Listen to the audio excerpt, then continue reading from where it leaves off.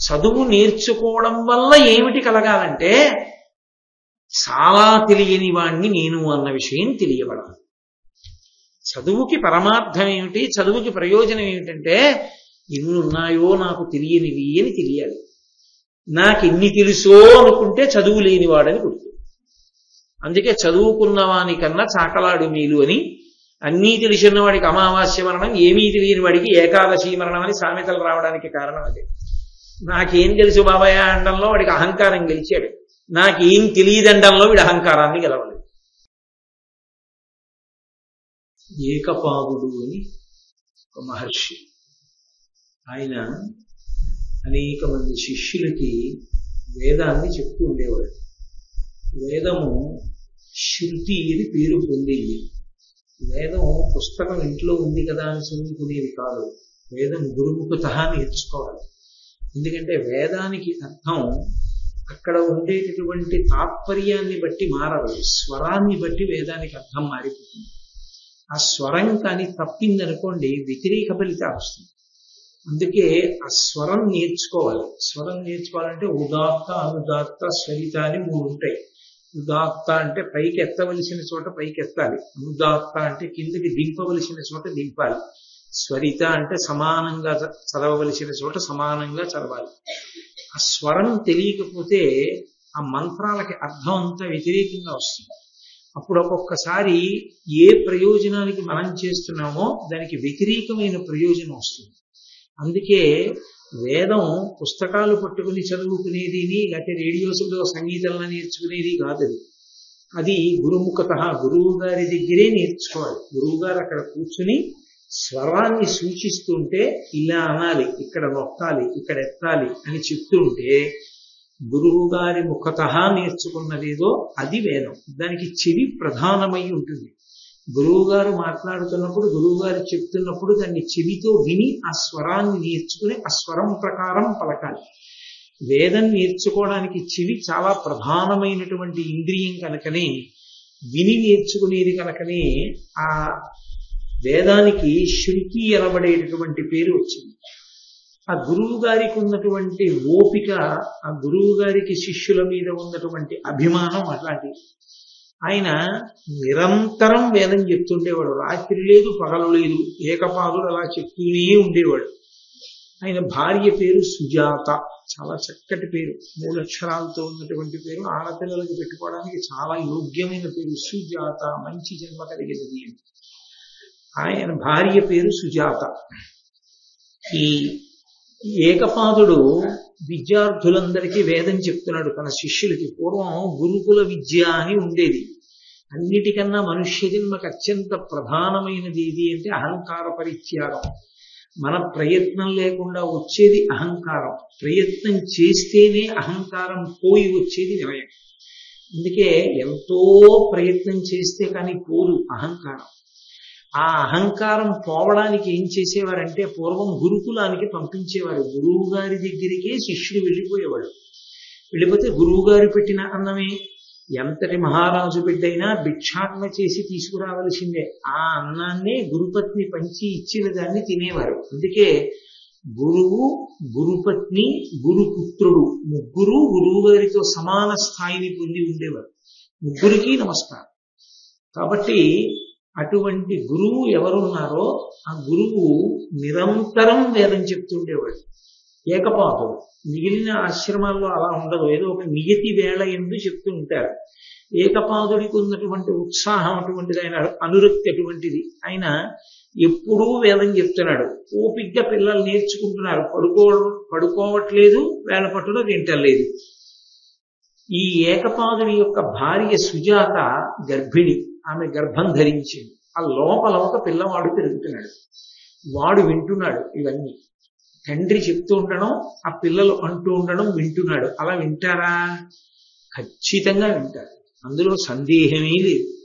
ఇవాళ ఆ పిల్లల వైద్య నిపుణులు కూడా చెప్తున్నారు, 6వ నెల దాటిన దగ్గర నుంచి ఇంట్లో ఎవరెవరు ఉంటారో వాళ్ళ మాటలన్నీ ఆ పిల్లలు వింటూ ఉంటారు. అందుకే బయటికి వచ్చిన తర్వాత ఎక్కడ వాళ్ళు ఎక్కువ కాలం ఉన్నారో అమ్మ 6వ నెల దాటినప్పటి నుంచి వాళ్ళ మాటల్ని తొందరగా గుర్తుపడతారు.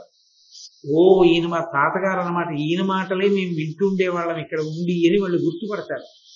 అలాగే ఒక్కొక్కచో ఎక్కువగా ఏదో విన్నారనుకోండి, ఆ విన్న వాళ్ళ కంఠాన్ని గుర్తుపడతారు. నాకు 1-2 సందర్భాల్లో నేను ఆశ్చర్యపోయాను కూడా.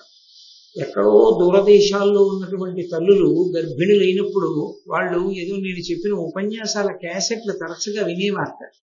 వాళ్ళు ఇండియా వచ్చినప్పుడు వాళ్ళ పిల్లల్ని తీసుకుని నా దగ్గరికి వస్తే, నిద్రపోతున్నటువంటి పిల్ల నా కంఠం విని కిందకి దిగి పాకుతూ వచ్చి గబగబా నా కాళ్ళ దగ్గర 2 చేతులు పెట్టి తల ఎత్తలా చూస్తూ ఉండిపోయింది. నేను ఎత్తి తొడ మీద కూర్చోబెట్టుకుంటే, నేను మాట్లాడుతుంటే వాళ్ళ అమ్మ నాన్నతోటి అది నా నోరు తడివి నోట్లో చేయి పెడుతుండేది. ఈ మాటలే విన్నాను, మళ్ళీ ఇప్పుడు చూస్తున్నాను ఈ మనిషిని అని. అంతలా వాళ్ళు ఆకర్షింపబడతారు, వాళ్ళు వింటూ ఉంటారు లోపల నుంచి. ప్రహ్లాదోపాఖ్యానం అదే కదా, నేను ఏకపాదుని యొక్క కుమారుడు వింటున్నాడు ఈ వేదాన్నంతటిని. వాడు ఎంతటి ఘనుడంటే వాడు నిశిత పరిశీలనం చేశాడు కడుపులోంచి. ఒక్కొక్క వేళలో విద్యార్థులు సరిగ్గా చెప్పట్ల, స్వరం తప్పుతున్నారు. నాన్నగారు సంతోషంతో చెప్పేస్తున్నారు, వాళ్ళు స్వరం తప్పిపోతున్నారు. వాళ్ళు మందంగాను చికాగ్గాను చెప్తున్నారు అని గమనించిన వాడై వాడు కడుపులోంచి, అమ్మ కడుపులోంచి తండ్రితో మాట్లాడాడు. వాడన్నాడు, ఎడంబడక అహోరాత్రులు వడిగుని చదివింపనిట్లు వలయుని శిష్యుల్ కడునిద్రలేమినంతయు జడమతులై చదువు తప్ప చదువుచునుండన్. ఆయన అన్నాడు, మీరు రాత్రింబవళ్ళు వేదం చెప్తున్నారు, వాళ్ళు పాపం అలా చెప్తూనే ఉన్నారు. స్వరంతో చెప్పాలి, కంఠాలు అరిగిపోవు. అలా చెప్పి చెప్పి చెప్పి చెప్పి వాళ్ళకి నిద్ర లేక వాళ్ళకి కునుకొచ్చేస్తోంది. కునుకొచ్చేస్తూ వాళ్ళు అప్పుడప్పుడు అపస్వరాలు పలుకుతున్నారు. కాబట్టి మీరు అలా రాత్రింబవళ్ళు వేధించి పిల్లలకి వేదం చెప్పకూడదు, ఒక నియతి వేళలోనే చెప్పాలని అడిగాడు కడుపులోంచి. తండ్రి విన్నాడు, విని కోపం వచ్చింది. ఒరే, నువ్వు వేద పాఠం చెప్పేటటువంటి విధానాన్ని విమర్శ చేశావు, అందులో వంకర పైకి పెట్టావు, లోపల కూర్చుని విని, కాబట్టి నువ్వు 8 వంకర్లతో పుట్టుగాక అని చెప్పించాడు. ఆయనకి ఆ వేద పాఠం మీద అంత అనురక్తి. ఇంత కష్టపడి నేను చెప్తుంటే నేను చెప్పిన విధానాన్ని నువ్వు విమర్శించావు కడుపులోంచి. తండ్రి ఆచార్యుడు కదూ, తండ్రి గురువు. ఎందుచేత అంటే మొట్టమొదట ఉపనయనం చేసేవాడు తండ్రి. ఉపనయనం చేస్తాడు కనుక మంత్రోపదేశం చేస్తాడు కాబట్టి ఆయనే ఆచార్యుడు. అక్షరాభ్యాసం చేసేవాడు తండ్రి. అందుకని ఇంకా బయటికి రాకముందే గురువుకి వంకరలు పెడుతున్నావు నువ్వు. అందుకని వంకర బుద్ధితో ఆలోచించావు కాబట్టి నీకు 8 వంకరలు కలుగుగాక అన్నది. కాబట్టి అంటే ఆయన బహుశः ఆయన ఉద్దేశ్యం ఏమై ఉండాలంటే, ఆయన వేదమునందనంత అనురక్తి ఉన్నవాడు కాబట్టి వీడు అష్టాంగ యోగంలో సమాధి స్థితికి చేరగలిగినటువంటి మహావిద్వాంసుడు కావాలి, అంతటి సాధకుడు కావాలి అనుకున్నాడు. వాడు వేదానికి వంకర చెప్పేటప్పటికీ ఆయన కోపం వచ్చింది. 8 వంకర్లతో పుట్టుదువుగాక. కాబట్టి ఆ పిల్లవాడికి అష్టావక్రుడు అని పేరు వచ్చింది. బయటికి వచ్చిన తర్వాత ఆయనకి 8 వంకరలు ఉన్నాయేమో కానీ ఆయన తక్కువ వాడేం కాడైనా, ఆయన మహానుభావుడు. అష్టావక్రుడు మహాభారతాంతర్గతం కాదు కానీ బ్రహ్మవైవర్తాది పురాణములలో చెప్తారు. ఆ అష్టావక్రుడు ఒక మహారాజు యొక్క కుమార్తెను అడిగాడు వివాహం చేసుకుంటానని. ఆయన ఉత్తర దిక్కుకు వెళ్ళి పరమేశ్వర భవనము మొదలైనవి దాటి వెడితే అక్కడికెళ్ళి ఒక విశేషమైనటువంటి అంతఃపురంలో ఒక కాంత కనపడుతుంది. ఆమె ఉపచారములు అందుకుని తిరిగిరా, అప్పుడు నా బిడ్డనిస్తానన్నాడు. ఆయన వెళ్ళారు. కైలాసాది పర్వతాలని దాటి పార్వతీ పరమేశ్వరుల అంతఃపురాన్ని కూడా దాటి వెళ్ళి ఆ అంతఃపురంలో ఆయన విడిది చేసి ఆ అంతఃపుర కాంత యొక్క ఆతిథ్యమునందుకున్నాడు. ఆమె ఒక రోజున ఈయన ఏకాంతంలో ఉండగా ఆయన పాంపు చేరే ప్రయత్నం చేసింది. తప్పలా ప్రవర్తించకూడదే ఆయన ధిక్కరించాడు. అప్పుడు చెప్పింది ఆమె, నేను ఉత్తర దిక్కుకి సంబంధించిన దానిని, ఉత్తర దిక్కునకు సంబంధించిన కాంతని నేను. ఆ దిక్కు కాంతారూపాన్ని పొందింది. నీ మామగారు నిన్ను పరీక్ష పెట్టాలనుకున్నాడు, అందుకని నా దగ్గరికి పంపాడు. నువ్వు విజయం సాధించావు, వెళ్ళు పిల్లనిస్తాడని. అంతటి మహానుభావుడు అష్టావక్రుడు అంటే. కాబట్టి ఆ పిల్లవాడికి అష్టావక్రుడు అని పేరు వచ్చింది. ఈలోగా ఈ పిల్లవాడు పుట్టే సమయానికి ముందర ఒక విచిత్రం జరిగింది. ఆయన భార్య ఆ ఏకపాదుని భార్య సుజాత ఒక రోజున భర్తని పిలిచి, ప్రపంచంలో ఎక్కడైనా కూడా ఒక విశేషం ఉంటుంది. ఇంట్లో భార్య కానీ కుమార్తె కానీ ప్రసవానికి సిద్ధపడుతున్నారు అంటే కొన్ని ఆహార పదార్థాలని సిద్ధం చేసుకుంటారు. ఏదో నూనె, నెయ్యి, కొన్ని గింజలు ఇలాంటివన్నీ సిద్ధంగా ఉంచుకుంటారు. ప్రసవ సమయం ఆసన్నం అవుతుంది. మన ఇంట్లో ఏమీ లేవు అంటే ఆయనకి ఏమీ లేవన్న పట్టింపు కూడా లేదు. ఆయనకి ఆ వేదం చెప్పడమే సంతోషం. కాబట్టి మీరు ఆ సంభారములను సిద్ధం చేయవలసింది అంది. ఆయన అన్నాడు, నేను ఆ సంభారములను సిద్ధం చేయడానికి కావలసినటువంటి ద్రవ్య సముపార్జన కొరకు ఇతరత్ర సమయాన్ని నేను వెచ్చించలేను.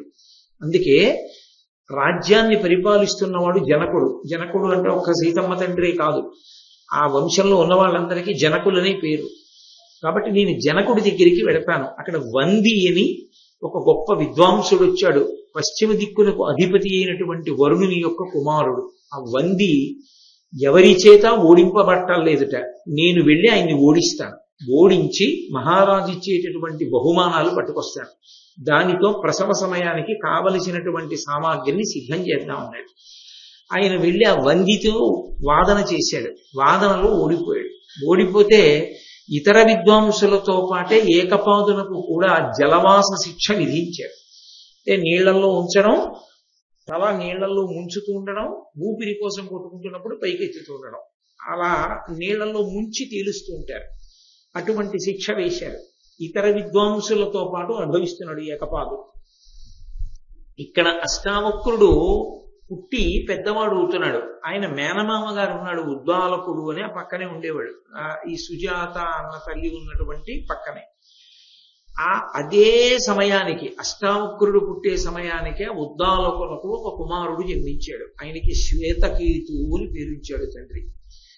ఇద్దరూ కలిసి పెరుగుతున్నారు. ఈ పిల్లవాడు ఏమనుకుంటున్నాడంటే ఈ ఉద్దాలకుడే నా తండ్రి అనుకుంటుండేవాడు. ఏమి తెలియదు కదా, అమాయకత్వం, చిన్నతనం. కాబట్టి ఈయనే నా తండ్రి అనుకున్నాడు. ఒక రోజున ఇద్దరు ఆడుకుంటుండగా గబగబా వెళ్ళి ఉద్దాలకుడి తొడ మీదకి ఎక్కి కూర్చున్నాడు అష్టావక్రుడు. కూర్చుంటే శ్వేతకేతు వచ్చి అన్నాడు, అలా కుదరదయా, ఆయన మా తండ్రి, నువ్వు ఆయన తొడ మీద కూర్చుంటావేమిటి? దిగు, నీ తండ్రి దగ్గరికి పోయి నీ తండ్రి తొడ మీద నువ్వు కూర్చోవు.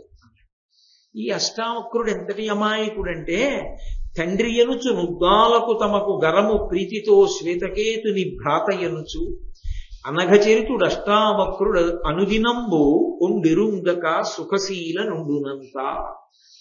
తన సోదరుడు శ్వేతకేతు అనుకుంటున్నాడు, మామయ్య అనుకోవట్లేదు ఉద్దాలకుడు.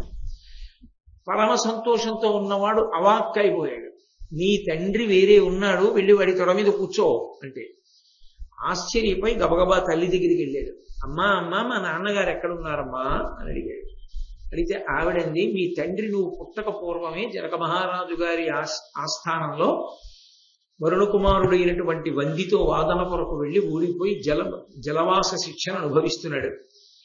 అదిరా నాయన, ఈ ఉద్దాలకుడు నీ తండ్రి కాడు అని చెప్పింది. ఆయన వెంటనే నేను నా తండ్రిని విడిపిస్తానని చెప్పి జనక మహారాజు గారి యొక్క ఆస్థానానికి వెళ్ళాడు. వెళ్ళేటప్పటికీ ఆ రాజద్వారం దగ్గర భటులు కావలిగా ఉన్నారు. లోపలికి అనేక మంది ఆ యజ్ఞం చేయించేటటువంటి ఋత్విజులు, ఆ సామాగ్రిని తీసుకుని వెళ్ళేటటువంటి పరివారం, బ్రాహ్మణులు, యజ్ఞం చూడడానికి ఆహ్వానింపబడినటువంటి పెద్దలు, వాళ్లే కాకుండా వికలాంగులైనటువంటి వారు, కుంటివారు, గుడ్డివారు, అటువంటి వారందరూ కూడా లోపలికి వెళుతున్నారు ఆ ద్వారం నుంచి. అక్కడ నిలబడి ఈ అష్టావక్రుడు అడిగాడు, మామయ్యతో కలిసి వెళ్ళాడు, మేము కూడా లోపలికి వెడతా ఉన్నాడు. బాలురకు ప్రవేశం లేదు, నువ్వు చిన్నవాడివి, నువ్వు వెళ్ళి ఏం చేస్తావు యజ్ఞంలో, అందుకు నువ్వు వెళ్ళకూడదన్నారు అక్కడ భటులు.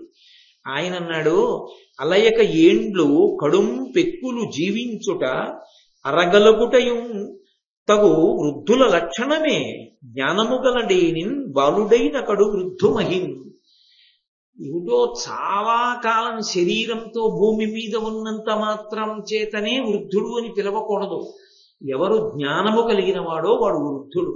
నా శరీరము బాలుడి శరీరం అయి ఉండొచ్చు, కానీ నేను జ్ఞానము చేత వృద్ధుడను, కాబట్టి నన్ను లోపలికి ప్రవేశపెట్టాను.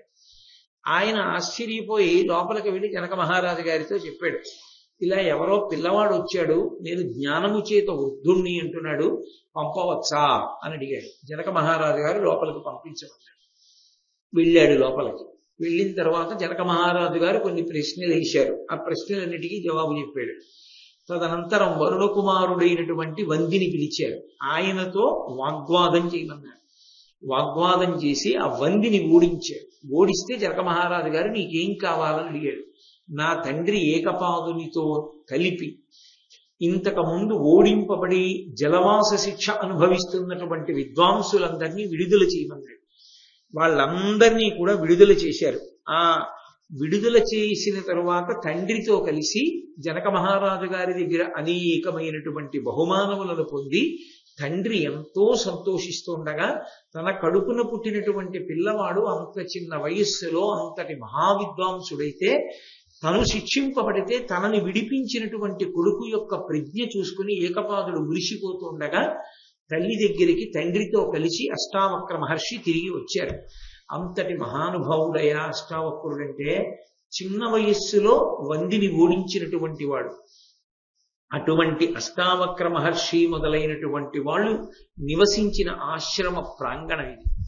ఆయన చాలా కాలం తపస్సు చేసినటువంటి భూమి. కాబట్టి ధర్మరాజా, నువ్వు ఆ ఆశ్రమాన్ని చూసి ఆ పక్కన ఉన్నటువంటి నదీ స్నానఘట్టముల యందు స్నానం చేసి సంతోషాన్ని అభ్యున్నతిని పొందు అని రోమశ మహర్షి చెప్పి, ఇక్కడే ఒకానొకప్పుడు ఒక విశేషమైనటువంటి యజ్ఞం జరిగింది. ఆ యజ్ఞంలో గురుముఖత నేర్చుకున్న విద్యకి గురువు గారి దగ్గర నేర్చుకోని విద్యకి రెండిటికి ప్రధానమైన తేడా ఎక్కడుంటుందో నిరూపింపబడింది. పుస్తక పఠనం చేసి కానీ, లేదా తపశ్శక్తితో కానీ, లేదా అన్యమైన సాధనముల చేత కానీ జ్ఞానమును పొందితే అది ఉపయుక్తమవుతుందా? గురువుగారి శుశ్రూష చేసి గురుముఖత నేర్చుకున్నటువంటి విద్య మేధస్సు యందు నిలబడి శీలాన్ని దిద్దడంలో ఉపయోగపడుతుందా? విద్య యొక్క ప్రధానమైనటువంటి ప్రయోజనం ఏమి అంటే శీల వైభవాన్ని దిద్దగలగాలి.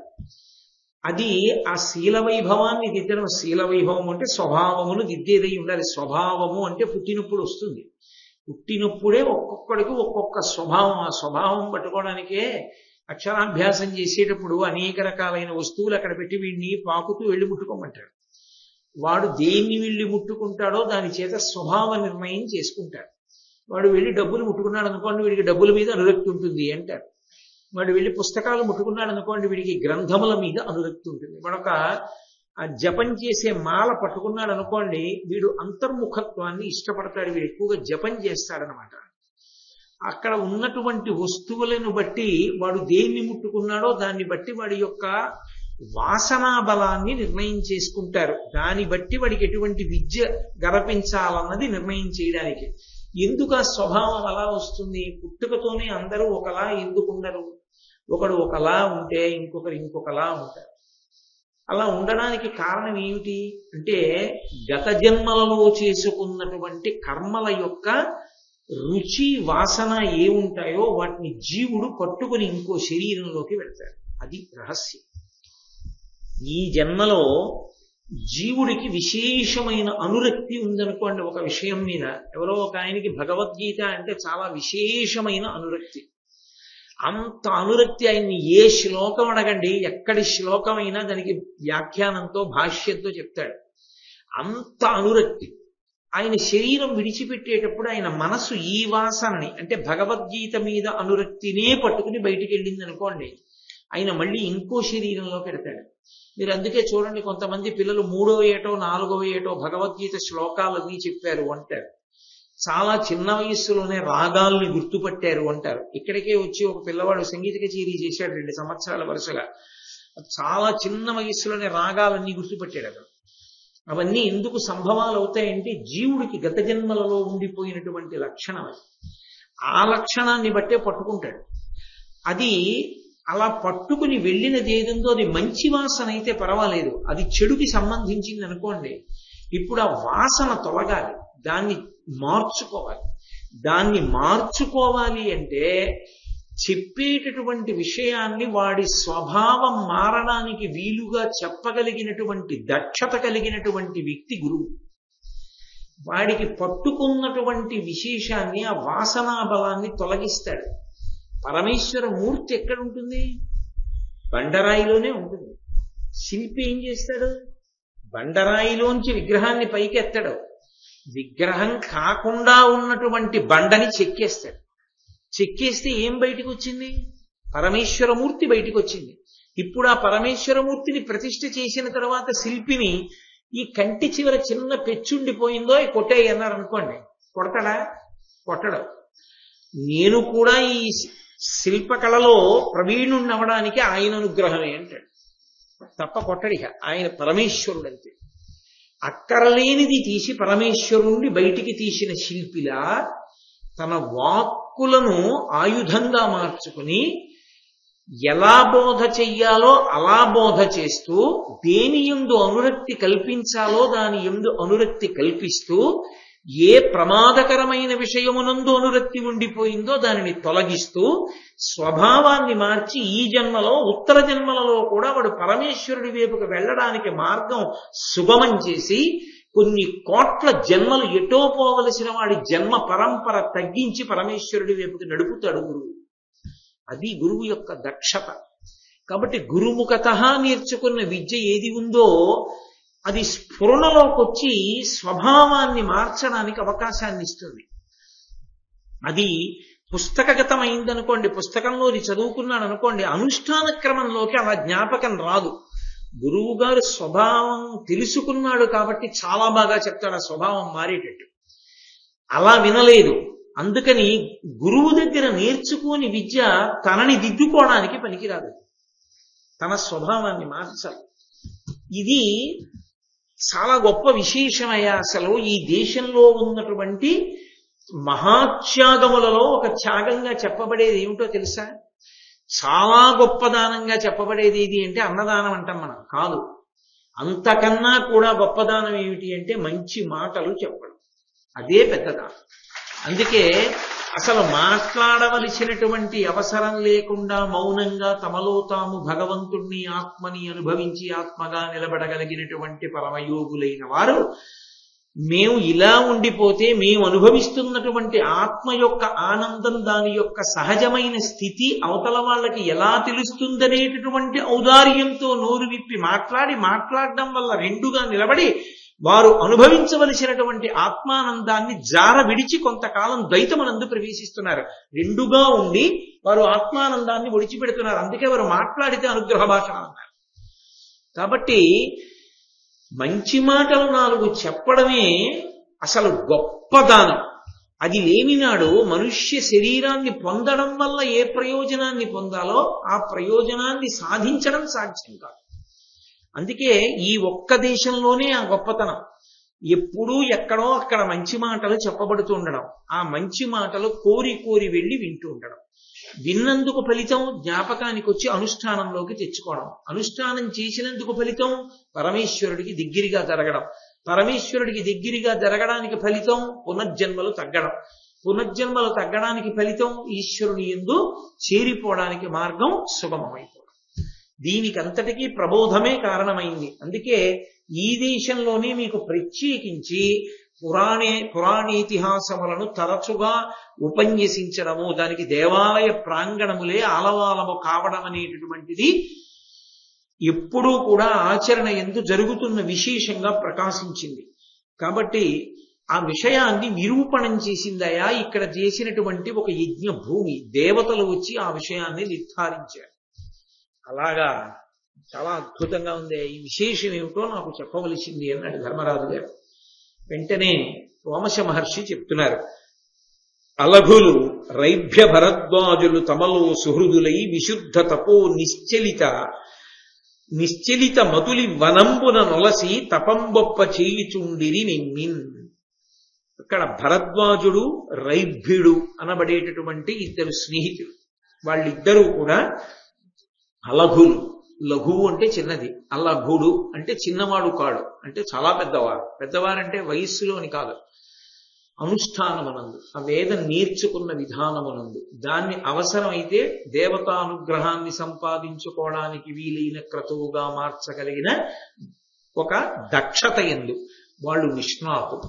అటువంటి అలఘులు రైభ్య భరద్వాజులు తమలో సుహృదులై విశుద్ధ తపో నిశ్చిలితమతులి వనంబున నొలసి, శుద్ధమైనటువంటి తపస్సుతోటి నిశ్చిలితమతులు, అటు ఇటు కదిలిపోకుండా మనసును ఏకాగ్రం చేసినటువంటి వారై తపంబొప్ప చేయుచుండిరి నిన్నిన్. ఆ భరద్వాజుడు రైభ్యుడు ఇద్దరు కూడా తపస్సు చేస్తున్నారు. కాలక్రమంలో ఆయనకి ఒక ఆశ్రమం, ఈయనకి ఒక ఆశ్రమం. పేర్లు కొంచెం జాగ్రత్తగా జ్ఞాపకం పెట్టుకోవాలి. రైభ్యుడికి ఒక ఆశ్రమం, భరద్వాజునికి ఒక ఆశ్రమం. ఇద్దరు 2 ఆశ్రమాలు కట్టుకుని తపస్సు చేసుకుంటున్నారు. ఆ తపస్సు చేసుకుంటున్న సమయంలో కొంతకాలానికి వాళ్ళు గృహస్థాశ్రమ స్వీకారం చేశారు. ఆశ్రమాలు మారుతుండడం అనేటటువంటి దాని ప్రయోజనం ఏమిటి అంటే పరమేశ్వరుణ్ణి చేరుకోవాలి. అది అసలు దాని యథార్థం. అది ఎందుకు బ్రహ్మచర్యంలో ఉండాలి, ఎందుకు వివాహం చేసుకుని గృహస్థు కావాలి, ఎందుకు వానప్రస్థు కావాలి, ఎందుకు సన్యాసి కావాలి అంటే ఆశ్రమం మారడానికి ప్రయోజనము పరమాత్మని చేరుట ఒక్కటియే. కొన్ని అనుభవించవలసిన అవసరం లేకుండానే గెలవగలిగి ఉంటాయి. అవి వింటే చాలు, మానేయచ్చు. దొంగతనం చెయ్యకురా, దొంగతనం చాలా ప్రమాదకరం రా, దొంగతనం చేసిన వాడి జీవితం నాశనం అయిపోతుందిరా, పట్టుబడి కారాగారంలో ఉంటే జీవితం అంతా అందులో పడున్న వాళ్ళు ఉన్నారు, వెళ్లకు దాని జోలికి అని ఒక కారాగారాన్ని చూపించారనుకోండి, అందులో ఉన్నటువంటి వాళ్ళని చూసి అమ్మో జీవితంలో దాని జోలికి వెళ్ళకూడదని మారిపోయే వాళ్ళు ఉంటారు. మనసులో ప్రకోపించినటువంటి కామానికి వశుడు కాకుండా జీవించరా అన్నారనుకోండి, అసలు దుస్సాధ్యంగా ఉంటుంది. 99 ఏమి 100కి 100 మంది అని నేను అనకూడదు, ఎక్కడో ఒక్కరుంటారు మహాత్ములు. కానీ మరి ఎలా అటువంటి పరమేశ్వరుడే పెట్టినటువంటి లక్షణాన్ని వాడు దాటగలిగిన స్థితిని ఎలా ఇవ్వాలి? ఆశ్రమం మార్చి దాన్ని ధర్మంతో ముడేసేస్తారు. అందుకే గృహస్థాశ్రమంలోకి ప్రవేశింపచేసి ధర్మపత్నిని ఇస్తారు. ఇప్పుడు ధర్మపత్ని యందు కామము ధార్మికమై కొడుకు కూతురు అన్న అర్థం పొందుతాడు. ఏమి సుఖమండి అని సంసారమునందు మెల్లగా వైరాగ్యమును పొంది పరమేశ్వరుని యందు అనురక్తి పొందుతాడు. అసలు ఆశ్రమం మారడం ఎందుకొరకు అంటే పరిశీలనాత్మకంగా చూసి చూసి చూసి చూసి వైరాగ్యమును పొందుట కొరకు తప్ప, ఎన్నాళ్ళున్నా అది చాలా బాగుంది చాలా బాగుంది చాలా బాగుంది అనుకుంటే అసలు ఆ ఆశ్రమానికి ప్రయోజనం ఏర్పడదు. సరికదా, అంటుకుపోయి ఇదేదో బాగుంది బాగుంది అనుకుని అందులోనే తెలియక ఊబిలో కూరుకున్న వాళ్ళ కూరుకుపోతాడు. అలాగని విడిచిపెట్టేయమని శాస్త్రాలు చెప్పలేదు. నువ్వు పరిశీలించుకుని ఎప్పుడో అప్పుడు వైరాగ్య సుఖం వైపుకి అడుగు వేయగలిగిన వాడవై ఉండాలి. అటువంటి ధీశక్తిని పొందగలిగి ఉండాలి. కాబట్టి వాళ్ళు గృహస్థాశ్రమంలోకి ప్రవేశించారు, రైభ్యుడు భరద్వాజుడు. రైభ్యునికి 2 కుమారులు కలిగారు, అర్ధావసుడు పరావశుడు అని పేర్లు వాళ్ళకి. భరద్వాజునికి 1 కుమారుడు కలిగాడు, అతని పేరు యవక్రీతుడు అని పేరు. ఇలా వీళ్ళు కుమారులతో స్నేహంగానే ఉంటున్నారు, అటు రైభ్యుడు ఇటు భరద్వాజుడు కూడా. ఇలా ఉండగా కొంతకాలం అయిన తర్వాత గురుముఖత రైభ్యుడి దగ్గర, రైభ్యుడి తండ్రి కనుక, తండ్రియే గురువు కనుక, ఆయన చదువుకున్నవాడు కనుక ఆయన దగ్గరే చదువుకుని గురుముఖత విద్యతో వర్ధిల్లుతున్నారు అర్ధావశుడు పరావశుడు. కానీ తన తండ్రి భరద్వాజుడు కూడా అంత చదువుకున్నవాడే, కానీ ఆయన దగ్గర చదువుకుని విద్య నేర్చుకోవడానికి యువక్రీతుడు ఇష్టపడలేదు. ఈ చదువుకుని ఇవన్నీ నేర్చుకోవడం ఏమిటి? వెళ్ళి తపస్సు చేసి ఈశ్వరుడు ప్రత్యక్షమైతే ఆయన అనుగ్రహంతో అన్ని భాషించేటట్టు చేసుకుంటాడు.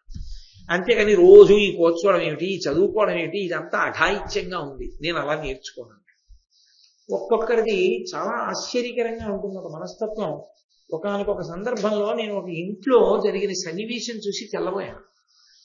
ఆ యజమానికి ఒక కొడుకు కూతురు. ఏదో నా ప్రారంభం కొద్దీ నేను రోజు వాళ్ళ ఇంట్లో ఉండడం జరిగింది ఓ ఊరు వెళ్ళినప్పుడు.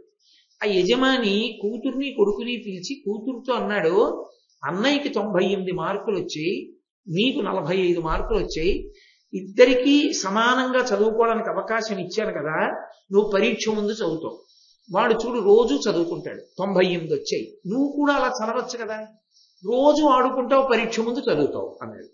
అంటే ఆ పిల్లంది 48 మార్కులు నాకు వచ్చాయని నన్ను నింద చేస్తున్నారు. 48 మార్కులే వచ్చిన నేను 4వ క్లాసులోంచి ఏ క్లాస్కి ఎడతానండి? 5వ క్లాస్కి ఎడతావు. 98 మార్కులు వచ్చిన అన్నయ్య 4వ క్లాస్ నుంచి ఎక్కడికి ఎడతాడండి? 5వ క్లాసులో.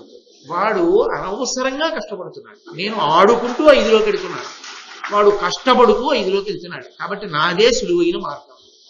నేను తెల్లబోయిన ఈ బాబోయ్, ఈ వయస్సులో దీనికి ఇంత పెద్ద సిద్ధాంతమా? తండ్రి ఒక అరగంట సేపు జవాబు లేదు, అలాగే ఉండిపోయాడు. కొంతమంది అఘాయిత్యం తెలివితేటలు అలా ఉంటాయి విచిత్రంగా. కాబట్టి అంటే అలా ఉండకూడదన్నది జగమెరిగిన సత్యం. కన్నా పిల్లకి నాటుకున్న భావాన్ని ఎలా తీసేయాలి అది చెప్పడానికి తండ్రి చాలా ఆలోచించుకుంటూ ఉండిపోయాడు. ఆలోచించకుండా చెప్తే మళ్ళీ కొత్తది ఏం చెప్తుందో అయోమయంలోకి వెళ్తామని. కాబట్టి ఈయనకి విచిత్రమైన ఆలోచన వచ్చింది యువక్రీతుడికి. ఆయన అన్నాడు, నేను చదవను, గురుముఖత నేను నేర్చుకోను. తండ్రో లేకపోతే గురువో ఆయన దగ్గర కూర్చుని ఆయన చెప్తుంటే నేర్చుకుని ఆయనకి శుశ్రూష చేసి వెళ్ళి భిక్షాటన చేసి దర్భాలు తీసుకొచ్చి అగ్నిహోత్రంలో వ్రేల్చి ఆ తెచ్చినటువంటి అన్నం గురుపత్ని పెడితే అది తిని ఎక్కడో నారచీర కట్టుకుని పడుకుని లేవన్నప్పుడు లేచి నదీ స్నానం చేసి గురువు గారి దగ్గర కూర్చుని ఆయన చెప్పిందంతా ధారణ చేసి ఇన్ని బాధలనే వాడు. దీనికన్నా కొన్నాళ్ళు తపస్సు చేస్తాడు, ప్రత్యక్షం అవుతాడు. నేను కోరుకున్నవాడు ఎవరో ఒకడు, వాడిని అడుగుతా, నాకు అన్నీ భాషించేట్టు చెయ్యండి, భాషించేట్టు చేస్తాడు. వచ్చేయో ఈ చదువుకున్న వాడికి ఏమొచ్చాయో నాకు అవే వస్తాయి, కాబట్టి నేను అలా చేస్తాను. తండ్రి చెప్పి చూశాడు, తప్పురా, అది ఉపయుక్తం అవుతరా, గురుముఖతనే చదువు నేర్చుకోవాలి అని చెప్పాడు. వీళ్ళే అని బయలుదేరి బహుశः ఆధునిక విద్యా విధానము అని ప్రవేశపెట్టాలనే తహతహ ఉన్నవారు దీన్ని వినవలసి ఉంటుందేమో. కాబట్టి గురుముఖత విద్య నేర్చుకోవడమే మంచిది అన్న ఉద్దేశ్యంతో తండ్రి చెప్పినప్పటికీ వినకుండా ఆయన తపస్సుకు బయలుదేరాడు. బయలుదేరి తపస్సు ప్రారంభం చేశాడు. ఎవరి కొరకు? ఇంద్రుడి కొరకు. తపస్సు చేస్తే ఇంద్రుడి ప్రత్యక్షమయ్యాడు. ఏం కావాలన్నాడు? నాకు సమస్త విద్యలు కరతలామలకము కావాలి, భాషించాలన్నాడు. ఇంద్రుడు అన్నాడు, నేను ఇచ్చేస్తాను, తథాస్తు అంటాను, వచ్చేస్తుంది, కానీ నీకు ఉపయోగపడదు, నువ్వు పాడవడానికి పనికొస్తుంది. ఎందుకో చెప్పనా అన్నాడు. చెప్పన్నాడు, గురుముఖమున పడయక పుష్కర తపమున చేసి పడయగాబడు విద్యల్ పరమార్థము మదమును మత్సరమును కావించు నెట్టి సాధకులకైన. నువ్వు గురువు గారి దగ్గర నేర్చుకుంటే నీలో ఉన్న దుర్గుణములు పోవడానికి పనికొస్తుంది. గురువు గారి దగ్గర నేర్చుకోకుండా అకస్మాత్తుగా చదువంతా వచ్చేస్తే నీకున్నటువంటి దుర్గుణాల్ని పెంచడానికి పనికొస్తుంది. ఎందుకని? అది క్రమక్రమంగా గురుముఖత విన్నది కాదు కాబట్టి అహంకారం పోయేట్టు చేయదు.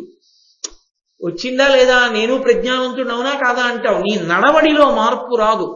చదువు ఎందుకు పనికొస్తుందంటే ఏ సభలోనో ఎవరి దగ్గర గొప్పవాడిని నిరూపించుకోవడానికి పనికొస్తుందేమో, నిన్ను నువ్వు సంస్కరించుకోవడానికి పనికి రాలేదు. నిన్ను ఉద్ధరించుకోవడానికి పనికిరానిది 10 మందిలో కీర్తి ఒక్కటి తీసుకొస్తే ఉపయోగపడడానికి ఉపయుక్తం అవ్వాలి చదువు అంటే. దానివల్ల ఏమిటి నీకు ప్రయోజనం? సరికదా, అహంకారం పెరుగుతుంది దానివల్ల. నాకు అన్నీ వచ్చన్న భావన ఒకటి మిగిలిపోతుంది. ఆ అహంకారం పరమ ప్రమాదికారి. పైగా దానివల్ల మాత్సర్యం వస్తుంది. వాడికన్నా నేను ఎక్కువ, నాకు అన్నీ తెలుసు అన్న భావన వచ్చేస్తుంది. అది ప్రమాదకరం. కాబట్టి ఆ బుద్ధి ఉండకూడదు. అందుకని వద్దు, నా మాట విని గురుముఖత నేర్చుకో అని ఇంద్రుడు అంతర్ధానం అయిపోయాడు. ఆయన కోరుకున్న వరాన్ని ఇవ్వలేదు. ఈయన హఠం చేసి ఇంద్రుడి కోసమే తపస్సు అలాగే కొనసాగిస్తుంటే మళ్ళీ ఇంద్రుడు ప్రత్యక్షమై వీడికి నోటితో చెప్తే బుద్ధి కలగట్లేదని గంగ ఒడ్డున చేస్తున్నాడు తపస్సు. గంగ కొద్దిగా వరదలు వచ్చేట్టు చేసి పరమ వృద్ధుడైనటువంటి బ్రాహ్మణ రూపాన్ని ధరించి చేతితో ఇసుక పట్టుకుని అక్కడికి ఎక్కడికో వెళ్ళడం, కాస్త ఇసుక పట్టరావడం, ఆ వరదలు వస్తున్న దగ్గరికి వెళ్ళి రేణువులు చల్లుతున్నాడు ఇలాగా. ఈ యువక్రీతుడు చూశాడు, అసలే వృద్ధుడు, 4 అడుగులు వేయలేడు. ఆ పక్కకెడుతున్నాడు, ఇసుకట్టుకొస్తున్నాడు గుప్పిడితో. వరదలతో ముంచెత్తడానికి ముందుకొస్తున్న గంగ తీరంలో ఇసుక చల్లుతున్నాడు. ఏమిట్రా ఈ వృద్ధుడు చేస్తున్న పని అని ఆశ్చర్యపోయి వెళ్ళి అడిగాడు. ఏం చేస్తున్నావు అన్నాడు. గంగకి వరదొస్తోంది కదా, అడ్డుకట్ట వేస్తున్నాను, ఇసుక చల్లుతున్నాను అన్నాడు. ఏమిటి నువ్వు అక్కడికి ఎక్కడికో వెళ్ళి 2 గంటలకోసారి పట్టుకొచ్చే గుప్పెడి ఇసుక చల్లి ఆనకట్ట వేస్తావా? ఓ రోజుకి ఎన్ని గుప్పిళ్ళు ఎట్టుకొస్తావో 6 7, దాంతో ఆనకట్ట వేసేస్తావా గంగకన్నాడు. ప్రయత్నం చేస్తాను అన్నాడు. అంటే పకపకా నవ్వి ఈ యువక్రీతుడు అన్నాడు, అలా సాధ్యం కాదు, వెయ్యలేదన్నాడు. వరదలొస్తున్న గంగకి ఇసుక చల్లి ఆనకట్ట వెయ్యడం ఒక వృద్ధుడికి ఎలా సాధ్యం కాదో, తనని తాను ఉద్ధరించుకోవాలనుకున్న వాడికి తపస్సు చేత వచ్చినటువంటి విద్య వలన తరించడం కూడా సాధ్యం కాదు.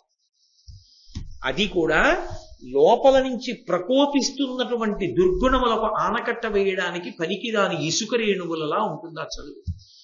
ఏ సభలోనో పాండిత్యాన్ని నిరూపించుకోవడానికి, ఎవరికన్నానో తనకి ఎక్కువ వచ్చని చెప్పుకోవడానికి పనికొస్తుందేమో, తనని ఉద్ధరించుకోవడానికి, తనని ఈశ్వరుడికి తాను దగ్గరయ్యేటట్టుగా ప్రవర్తించడానికి అది పనికిరాదు. కాబట్టి ఇప్పటికైనా నీకు అర్థమైంది కదా, చూశావు కదా, నా మాట విని గురువు గారి దగ్గరికి వెళ్ళి చదువు నేర్చుకో అన్నాడు. వీల్లేదు, నాకు నువ్వు సమస్త విద్యలు భాషింప చేయవలసిందే. వీడు మూర్ఖుడు, వదలడని తథాస్తు. సమస్త విద్యలు కరతలామలకమయ్యాయి. అయిన తరువాత ఇప్పుడు గబగబా తండ్రి భరద్వాజుడి దగ్గరికి వెళ్ళాడు. నాన్నగారు తపస్సు చేత నాకు సమస్త విద్యలు వచ్చాయి, చూశారా, మీరేమిటో గురుముఖత నేర్చుకో అన్నారు. ఆ రైభ్యుడి దగ్గర నేర్చుకుంటున్నారు, అర్ధావశుడు పరావశుడు. నేను చూశారా, తపస్సు చేసి ఇంద్రుడి దగ్గర పొందాడు. ఎందుకు పనికిరాదా చదువు? నేర్చుకున్నానా లేదా? వాళ్ళకి ఎంత వచ్చో అంతకన్నా నాకు ఎక్కువ వచ్చాను. వెంటనే తండ్రి అన్నాడు, ఇదే పాడు చేసేస్తుంది. చదువు నేర్చుకోవడం వల్ల ఏమిటి కలగాలంటే, చాలా తెలియని వాణ్ణి నేను అన్న విషయం తెలియబడాలి. చదువుకి పరమార్థం ఏమిటి, చదువుకి ప్రయోజనం ఏమిటంటే, ఎన్ని ఉన్నాయో నాకు తెలియనివి అని తెలియాలి. నాకు ఎన్ని తెలుసో అనుకుంటే చదువు లేనివాడని గుర్తు. అందుకే చదువుకున్నవాని కన్నా చాకలాడు మేలు అని, అన్నీ తెలిసిన వాడికి అమావాస్య మరణం, ఏమీ తెలియని వాడికి ఏకాదశి మరణం అని సామెతలు రావడానికి కారణం అదే. నాకేం తెలుసు బాబాయ్ అండంలో వాడికి అహంకారం గెలిచాడు, నాకేం తెలియదండంలో వీడి అహంకారాన్ని గెలవలేదు. చదువు అన్న మాటకు అర్థం ఏంటంటే వినయాన్ని ఇవ్వగలిగినది. విద్యా దదాతి వినయం. వినయాన్ని ఎందుకు ఇస్తుంది విద్య? చదువుకుంటే వినయం ఎందుకు వస్తుంది అంటే, అదే నేను ఇన్ని విషయాలు ఉన్నాయి రా లోకంలో తెలుసుకోవలసినవి, ఇన్ని శాస్త్రాలు ఉన్నాయి, ఇన్ని గ్రంథాలు ఉన్నాయి, నా జీవితం సరిపోతుందా? వీటన్నిటినీ రచన చేసినటువంటి మహాపురుషులు ఎంతటి దార్శనికులు, నేను ఎప్పటికి తరిస్తాను? చదువుకోవడానికే సమయం చాలటం లేదే, ఇక అనుష్ఠానం ఇప్పుడు చేస్తాను, దుర్గుణాలు ఇప్పుడు గెలుస్తాను, ఎప్పుడు నేను భగవంతుణ్ణి చేరుతాను, నేను ఎంతటి వాణ్ణి ఈ లోకంలో అనుకున్న నాడు తేలికగా వచ్చేది ఏదంటే వినయం.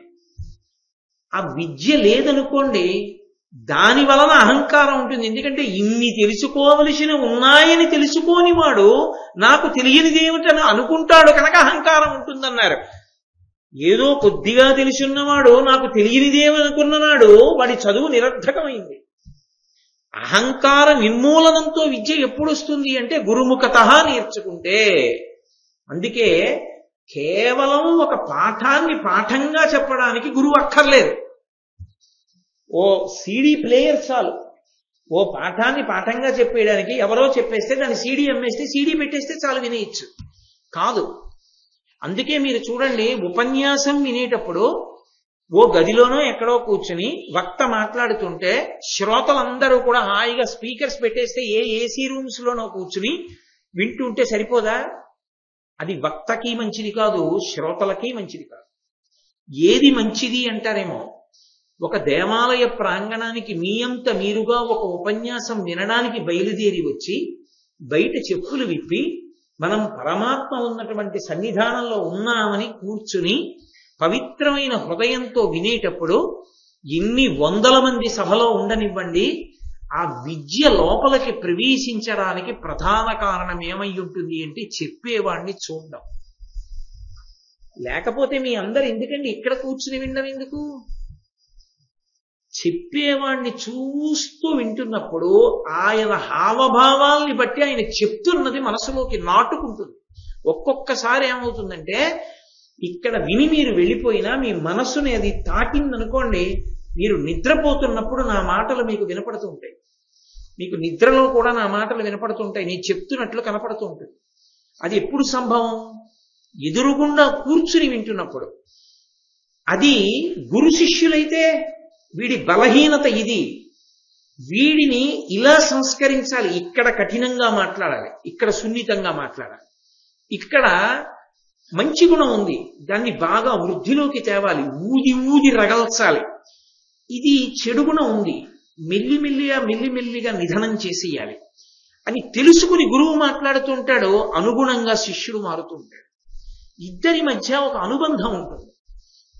ఇది లేకుండా అన్నం తిని కడుపు నిండడానికి తథాస్తు అనేటప్పుడు కడుపు నిండిపోవడానికి తేడా లేదు, చాలా తేడా ఉంది. ఇంజక్షన్ చేయించేసుకుని అన్నసారం అంతా ఎక్కించేసుకుని వెళ్ళిపోయాడు అనుకోండి, ఏదోలాగే ఉంటుంది, అన్నం తిననట్టే ఉంటుంది.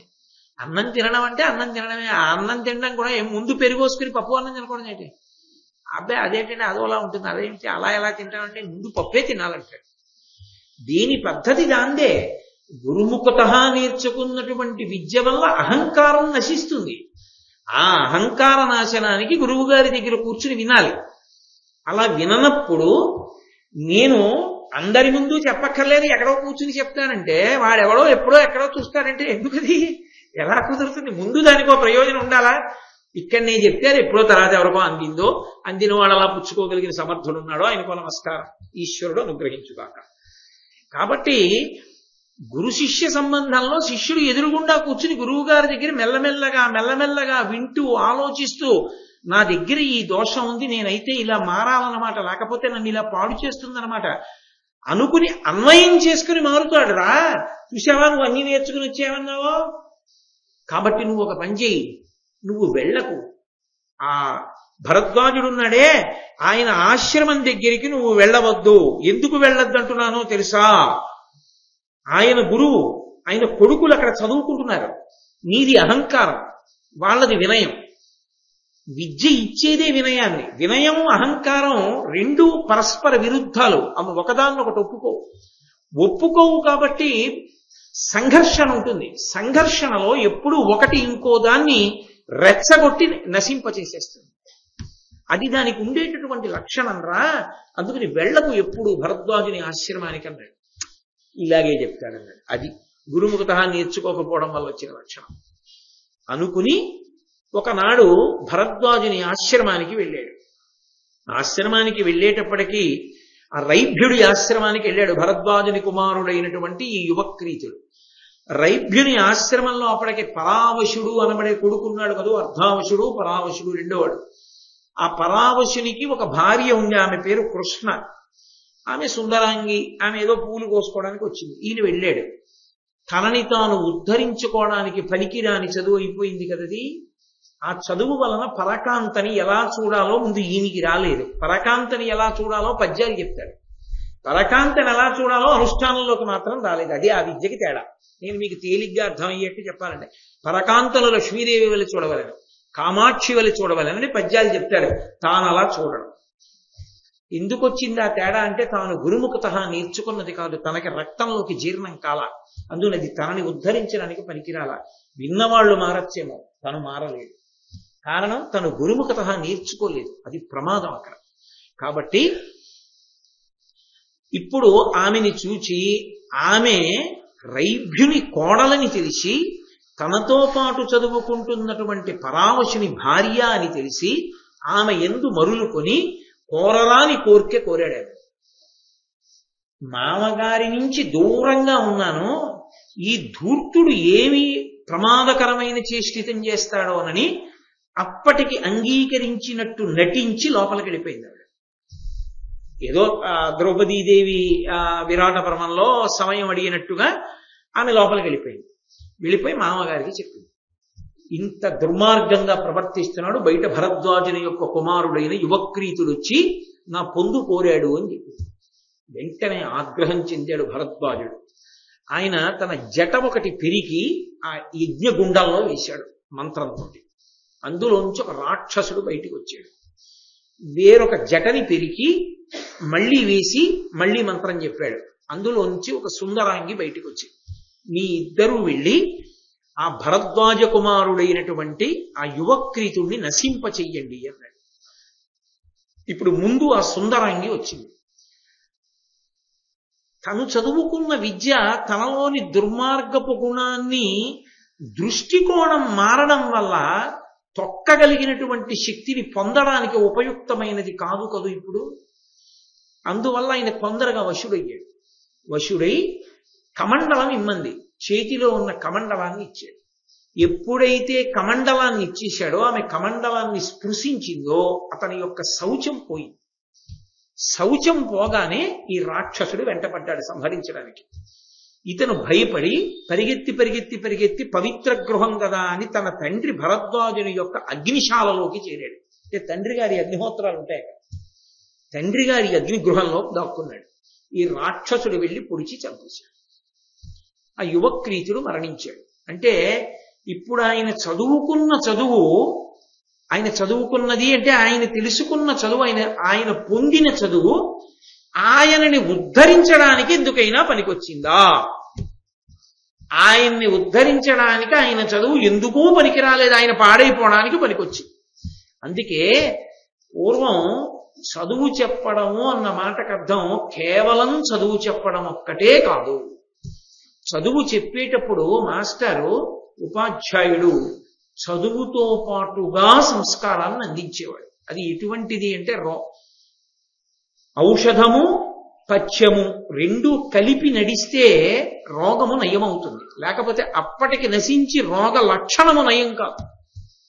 వైద్యుడి దగ్గరికి వెళ్ళి అయ్యా నాకు ఫలానా అనారోగ్యం ఉంది, దగ్గొస్తోంది అన్నాడు అనుకోండి, మీరేం తింటుంటారు అని అడిగాడు అనుకోండి, నాకు చాలా ఇష్టం అండి, రోజు నువ్వుల గుండ వేసుకుని తింటుంటారు, వేడి చేస్తోంది మీకు, ఈ మాత్రలు వేసుకోండి తగ్గిపోతుంది, మీరు కొన్నాళ్ళు నువ్వుల గుండ వేసుకోకండి అన్నారు అనుకోండి. ఇప్పుడు పథ్యము ఔషధము రెండిటినీ పాటించాడు అనుకోండి, దగ్గు దూరం అయిపోతుంది.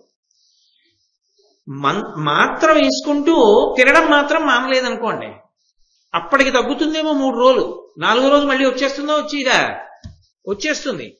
గురువు గారు చెప్పేటటువంటి చదువుకుండే లక్షణం ఏమిటంటే అది పథ్యము ఔషధము రెండూ కలిపి ఉంటాయి. ఎప్పుడో జరిగిన విశేషం లేదా నేర్చుకోవలసిన చదువు నేర్పుతూ ఉంటాడు. నేర్పుతూ దానితో పాటుగా ఇంత నేర్చుకున్నవాడు సమాజమునకు బరువు కాకుండా 10 మందికి పనికొచ్చేవాడిగా తయారవడానికి వీలైన సంస్కారాన్ని కూడా నేర్పుతాడు. ఇప్పుడు చదువు సంస్కారము కలిసి ప్రవేశించిన విద్యార్థి రేపొద్దున్న దేశానికి గొడుగు పట్టేవాడు అవుతాడు. వాడు గుమాస్తా కానివ్వండి, అధికారి సంతకానికి ఫైలు గదిలోకి తీసుకొచ్చేవాడు కానివ్వండి, కారు నడిపేవాడు కానివ్వండి, విమానాన్ని నడిపేవాడు కానివ్వండి, దేశానికి రాష్ట్రపతి కానివ్వండి, సరిహద్దులలో నిలబడ్డ సైనికుడు కానివ్వండి, ఆయన ఎందులో ఉంటే దాని వలన ఆ స్థానానికో గౌరవం వస్తుంది. అతను ఉన్నాడు నేను చూసుకోక్కర్లేదండి అంటాడంటే పైవాడు. ఆ సంస్కార బలం అబ్బుతుంది. అది ఎందువల్ల సాధ్యం అంటే గురుముఖత విద్య వలన మాత్రమే. కేవలం పాఠం చెప్పడానికి గురువు అక్కర్లేదు. అది కేవలం అవతల వాడిని ఏదో ఒక బాంబు తయారు చేసినట్టో ఒక బ్యాటరీ తయారు చేసినట్టో తయారు చేయడం. ఒక బ్యాటరీని తయారు చేస్తే ఏం చేస్తుంది? కొంతకాలం శక్తినిస్తుంది.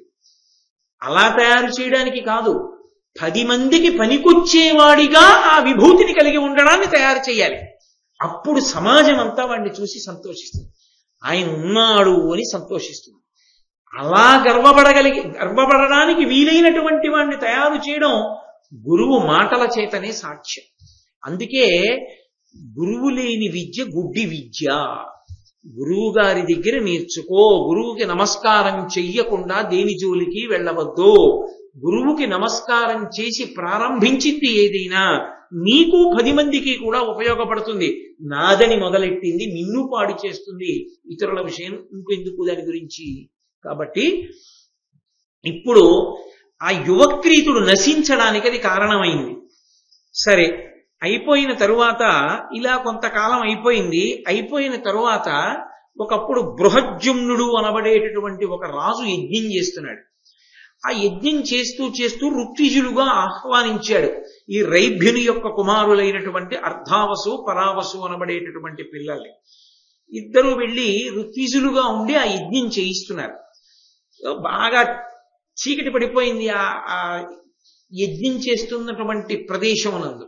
అక్కడ ఉండిపోవలసి వచ్చి ఈ పరావశుడు మరునాడు బాగా చీకటితో ఉండగా తెల్లవారుజామున 3 గంటలకో ఆ యజ్ఞం జరుగుతున్నటువంటి యజ్ఞశాల నుండి బయలుదేరి ఇంటికి వెడుతున్నాడు.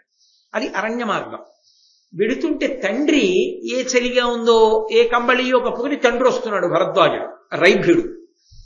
ఈయన ఆ చీకట్లో వస్తున్నటువంటి తండ్రిని చూసి క్రూరమృగం అనుకుని చేతిలో ఉన్న వాడి అయిన ఆయుధంతో పొడిచాడు. చాటు నుండి పొడిస్తే పెద్ద కేక వేసి తండ్రి పడిపోయాడు. రైభ్యుడు పడిపోగానే అరే రే ఎంత పని చేశాను రా, తండ్రిని పొడిచాను, మర్మస్థానంలో పొడుచుకుంది చచ్చిపోయాడు అని అంత్యక్రియలన్నీ చేసి గబగబా మళ్ళీ యజ్ఞం జరుగుతున్నటువంటి చోటుకి వెళ్ళి అర్ధావసుతో అన్నాడు, నువ్వు యజ్ఞం ఒక్కడివే చేయించగలిగినటువంటి దక్షుడివి కావు, నేను చేయిస్తాను.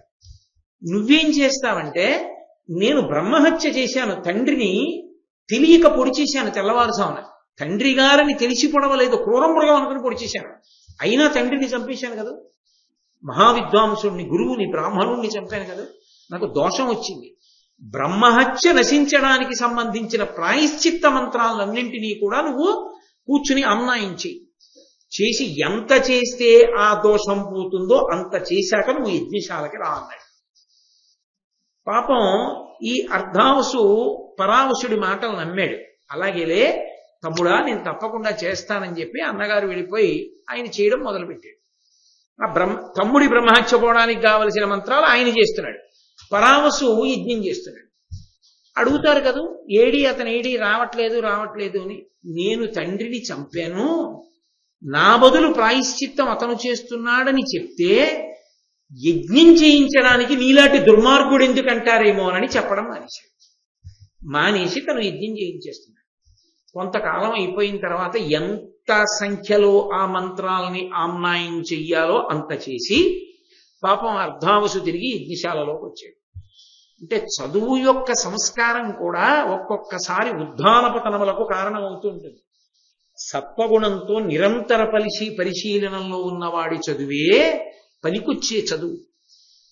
ఎంత చదువుకున్నారు కాదు, మిమ్మల్ని ప్రతి క్షణం ఆ చదువు సంస్కారవంతుడిగా ఎలా నిలబెట్టగలదు అన్నది, గుణములు ఎలా ప్రకాశిస్తున్నాయన్న దాన్ని బట్టి కూడా ఉంటుంది. అందుకే చదువు కూడా అందరినీ ఉద్ధాన పతనాల్లోంచి రక్షించగలదని చెప్పడం కష్టం.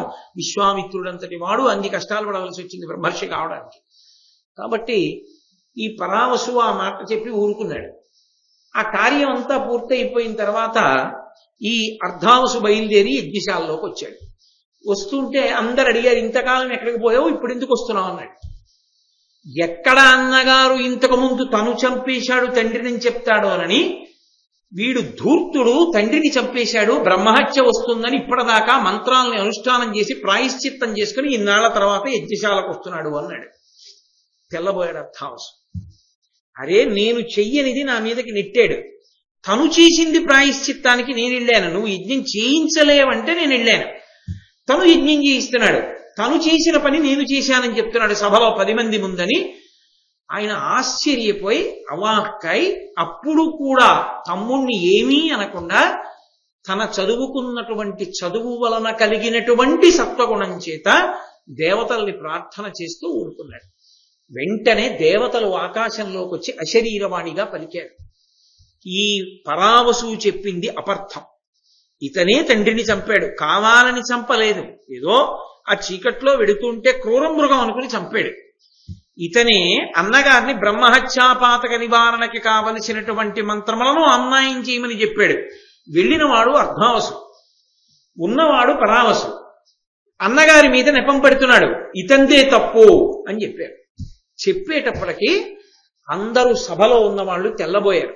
నాయనా, గురువు గారి దగ్గర తీర్చుకున్నటువంటి చదువు పరిపూర్ణమైనటువంటి సత్వగుణానికి నీకు పనికొచ్చింది. నీకు పనికొచ్చింది కనుక మేము ఎంతో సంతోషిస్తున్నాం.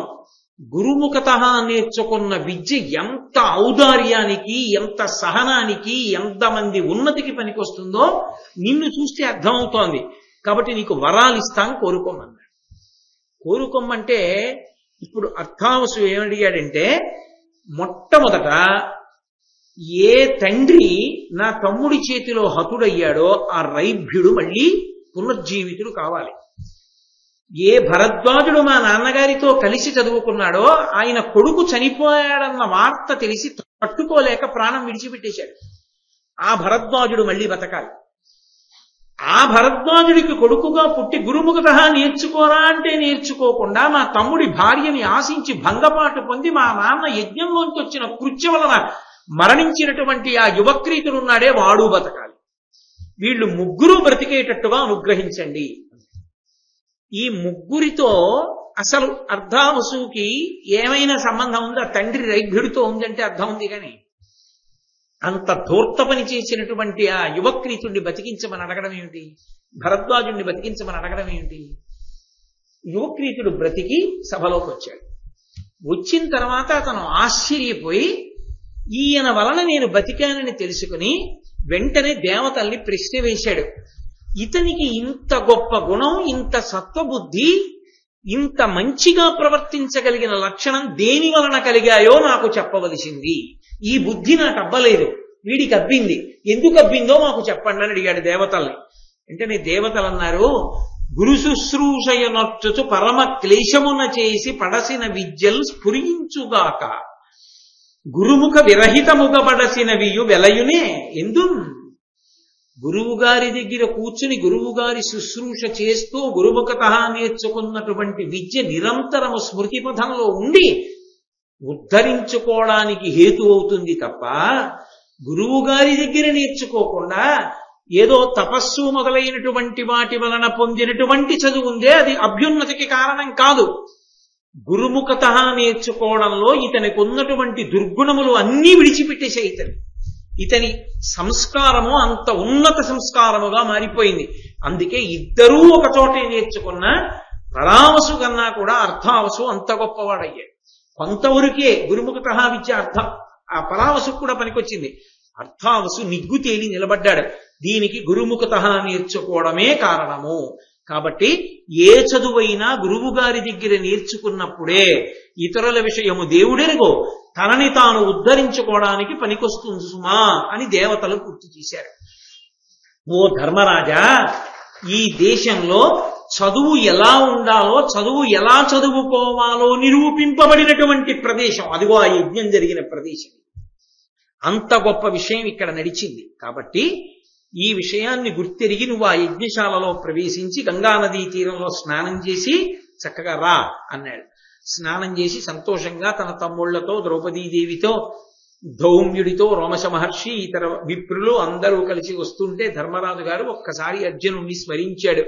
మహానుభావుడు అర్జునుడు వెళ్ళిపోయి కొన్ని సంవత్సరాలైంది. పాశుపతాస్త్రం కోసం పరమేశ్వరుడి గురించి తపస్సు చేస్తానని వెళ్ళాడు. ఆ తర్వాత రోమశ మహర్షి వచ్చి చెప్పారు, ఇంద్రసభలోకి చేరాడు. కుబేరాది దేవతల అనుగ్రహం చేత అనేకమైన అస్త్రములు పొందాడని తెలుసుకున్నాం. కానీ అర్జునుణ్ణి చూసి ఎంతకాలమైందో అర్జునుణ్ణి చూడాలని నా మనసు తహతహలాడుతోంది. ఆ గాంధీవం పట్టుకుంటే చేతిలో ఎటువంటి శత్రువునైనా దునమాడగలిగినటువంటి భుజశక్తి కలిగినటువంటి అర్జునుడు నా కట్టెదుట కనపడి ఎంతకాలమైందో అని తన తమ్ముడి గురించి బెంగ పెట్టుకుని మాట్లాడుతున్నాడు. అది అన్నగారి ఔదార్యం. మాట్లాడుతూ నడుస్తున్నాడు.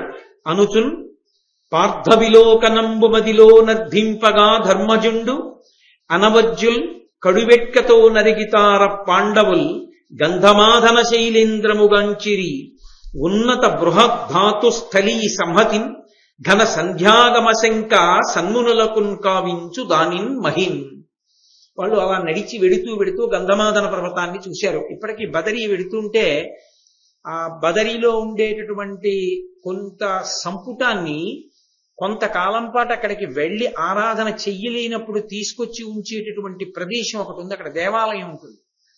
ఆ ప్రాంతం దగ్గర నిలబడి చూస్తే గంధమాదన పర్వతం కనపడుతుంది ఎదురుగుండా. ఆ గంధమాదన పర్వతాన్ని ఎదురుగుండా చూశారు పాండవులు. అర్జునుణ్ణి స్మరిస్తూ నడిచి వెడుతున్నాడు ధర్మరాజు. ఆ గంధమాదన పర్వతం ఎలా ఉందంటేట దాని నిండా గైరికాది ధాతువులు కప్పబడి ఎర్రమైన కాంతి ప్రసరిస్తోన్న ఆకాశంలోకి సూర్యకిరణాల చేత కొట్టబడి. అది చూస్తుంటే ఆయన అనుకున్నట్ట, అరే సన్మునులైన వాళ్ళు కానీ చూస్తే ప్రదోష వేళయింది, సంధ్యావందనం చేసుకోవలసిన వేళయింది అనుకుంటారు, సంధ్యాకాలం అయింది అనుకుంటారు. ఎందుకని? ఆకాశం వంక చూస్తే ఎర్రగా కనపడుతోంది ఉత్తర సంఖ్యల. దానికి కారణం గంధమాదన శైలం మీద ఉన్నటువంటి గైరికాది ధాతువుల మీద సూర్యకిరణములు పడితే ఎర్రటి కాంతి ప్రతిఫలించి ఆకాశం మీద పడుతోంది. ఎంత గొప్ప పర్వతం రా ఇది అనుకున్నారు. అని వీళ్ళందరూ గంధమాదన పర్వతం మీదకి వెళ్ళారు. అందుకే హరిద్వార్ అంటారు. ఆ మొట్టమొదటి హరిద్వార్, ఇంకక్కడి నుంచి తపోభూములు. అక్కడి నుంచి అందరూ కూడా దివ్యమైనటువంటి శరీరములతో తిరిగేటటువంటి దేవతలు, మహర్షులు అందరూ తిరుగుతుండేటటువంటి ప్రదేశాలు అవన్నీ.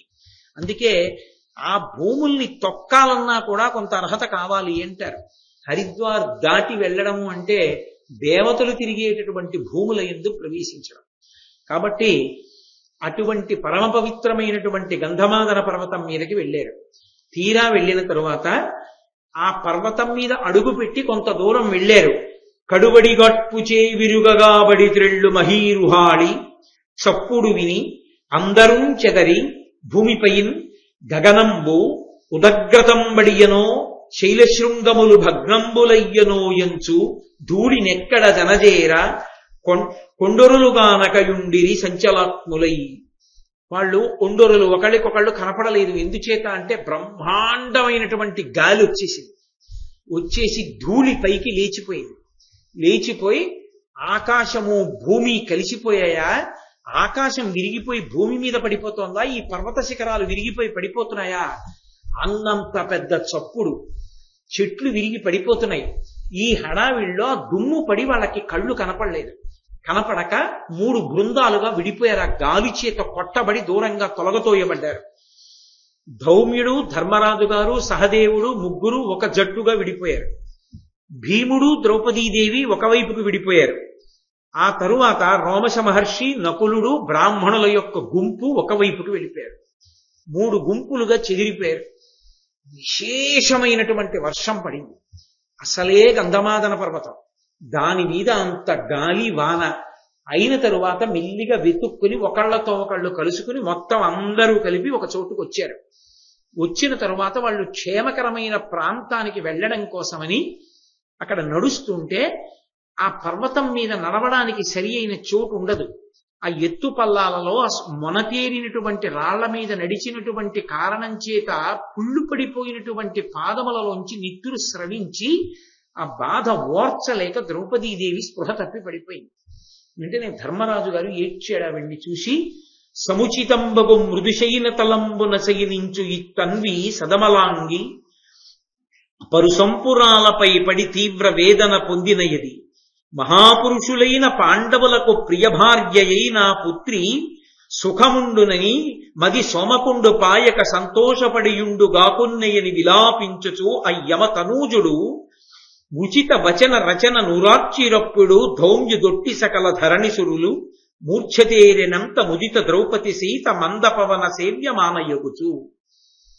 ఎక్కడో అంతఃపురాల్లో మెత్తని పరుపుల మీద పడుకుంటే పక్కన దాసదాసీజనమందరూ సేవిస్తూ ఉండగా ఎన్నో భోగములను అనుభవించవలసినటువంటి ద్రౌపదీదేవి యజ్ఞం చేస్తే యజ్ఞంలోంచి బయటికి వచ్చినటువంటి యజ్ఞ సంభవ యజ్ఞసేని ఇటువంటి కుమార్తెని ఈ భూమండలం మీదనే వీరులైనటువంటి పాండవుల 5గురికి ఇల్లాల్ని చేస్తున్నాను, ఎన్ని సుఖాలు పొందుతుందో అని అనుకున్నటువంటి ఆ పిచ్చి ద్రుపదుడు తన కూతురు పడుతున్న కష్టాలు విని ఎంత బాధపడుతున్నాడు.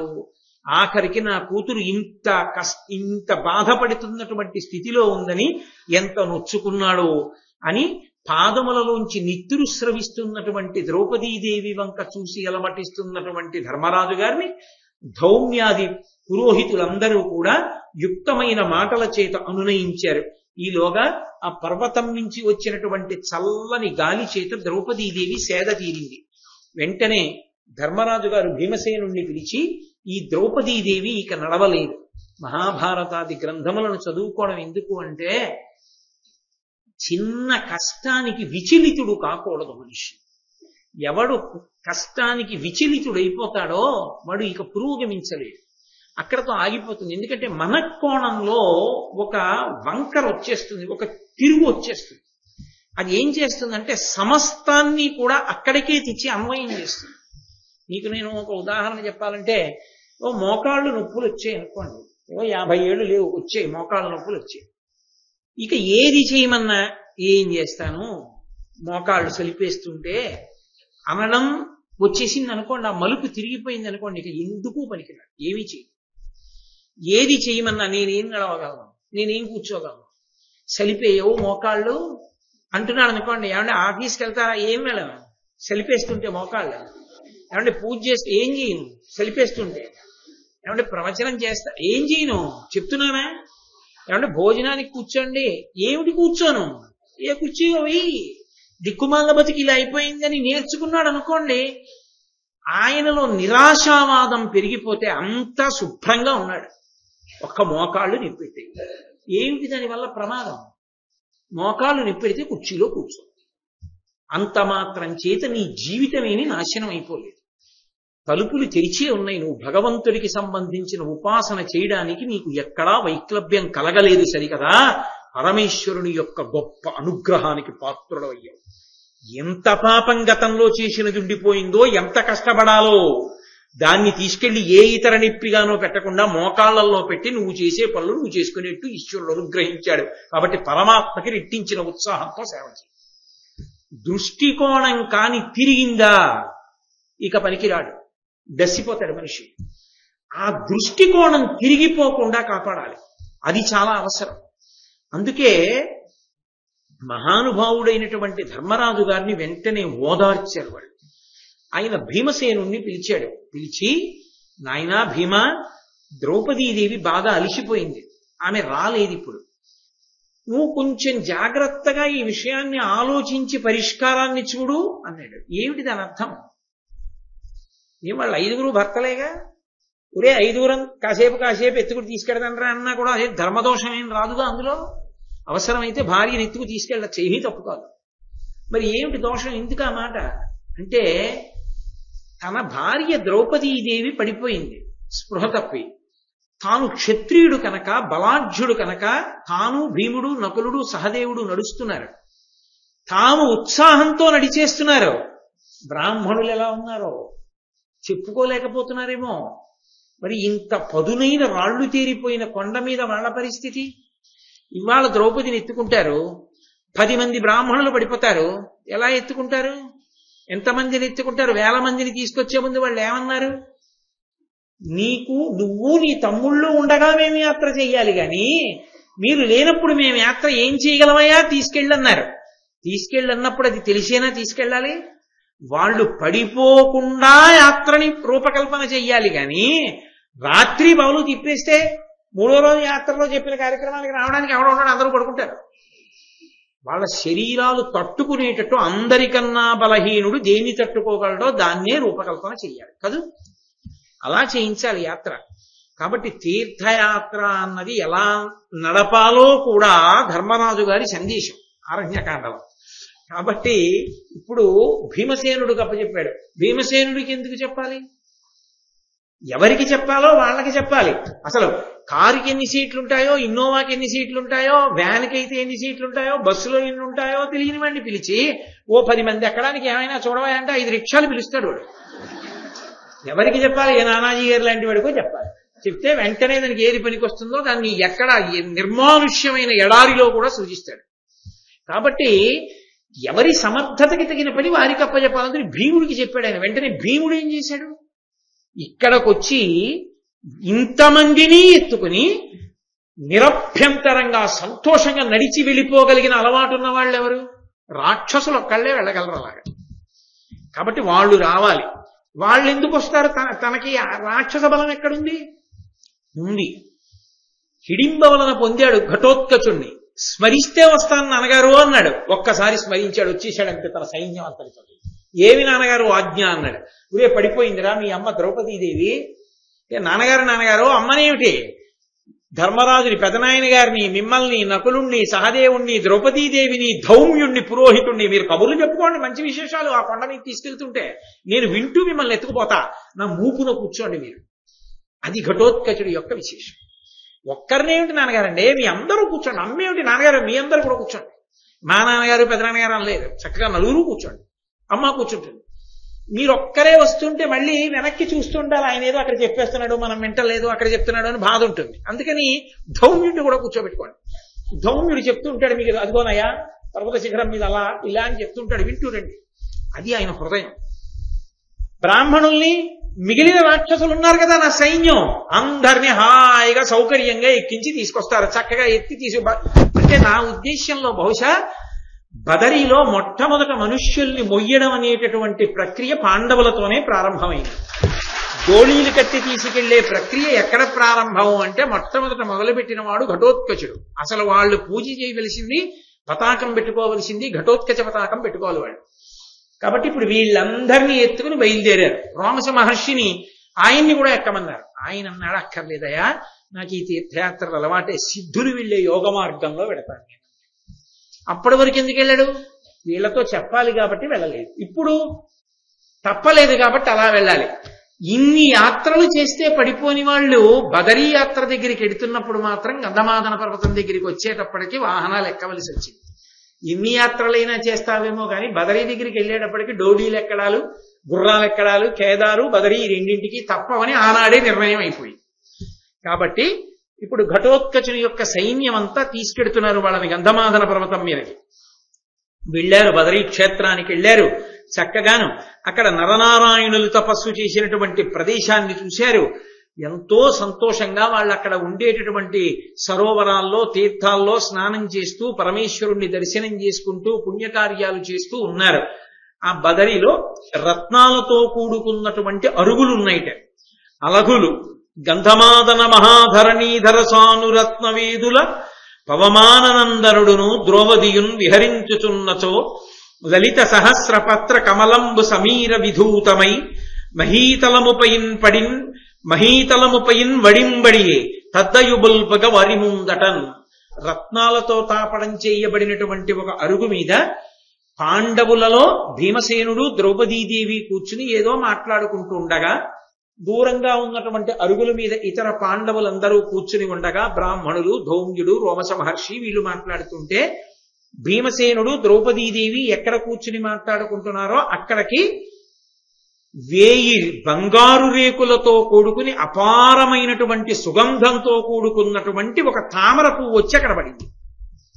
వెంటనే ద్రౌపదీదేవి వంగి ఆ తామర పువ్వుని పైకెత్తి చూసింది. వైఢూర్యములతో కూడుకున్నటువంటి నాళముతో ఉండి, 1000 బంగారు రేకులతో ఉండి అపారమైన సుగంధాన్ని విరజిమ్ముతోంది ఆ పద్మం. ద్రౌపదీదేవి చూసింది, అబ్బా నేను ఎప్పుడు చూడలేదు ఇటువంటి పుష్పం. సహస్రపత్రములతో కూడుకున్నటువంటి కమలం. భీమసేన, ఇది గాలికి ఎక్కడి నుంచో వచ్చి పడింది, మీరు నాకు ఇలాంటి పువ్వులు కొన్ని తెచ్చి పెడుదురు అంది. గాలికి అది ఎటువైపు నుంచి వచ్చి పడిందో చూశాడు భీముడు. అది ఎక్కడుందో ఆ చెట్టు అనలేదు ఆయనకి. మహాసంతోషం, అలాంటివి ఏమైనా దొరికితే పనులు. వెంటనే పరమోత్సాహంగా అటువంటి తామర పూలతో కూడుకున్న సరోవరాన్ని వెతకాలి. ఎందుకని? తామర చెట్టు కాదు, అది సరోవరంలో ఉంటుంది, నీటిలో ఉంటుంది. కాబట్టి ఏదో సరోవరంలో ఉంది. ఇప్పుడు ఆ సరోవరాన్ని అన్వేషిస్తూ అటుగా బయలుదేరాడు.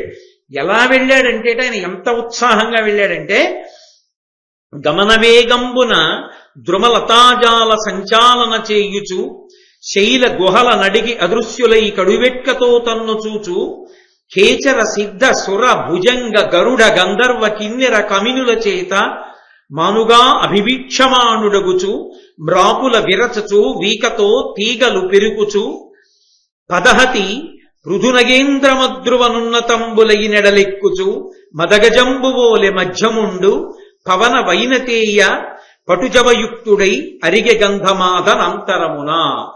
ఆయన మధ్యముండు, కుంతీదేవి యొక్క సంతానమైనటువంటి ధర్మరాజు, భీముడు, అర్జునుల్లో మధ్యవాడైనటువంటి భీముడు. పాండవ మధ్యముడు కాదు, పాండవ మధ్యనుడు అయితే అర్జునుడు.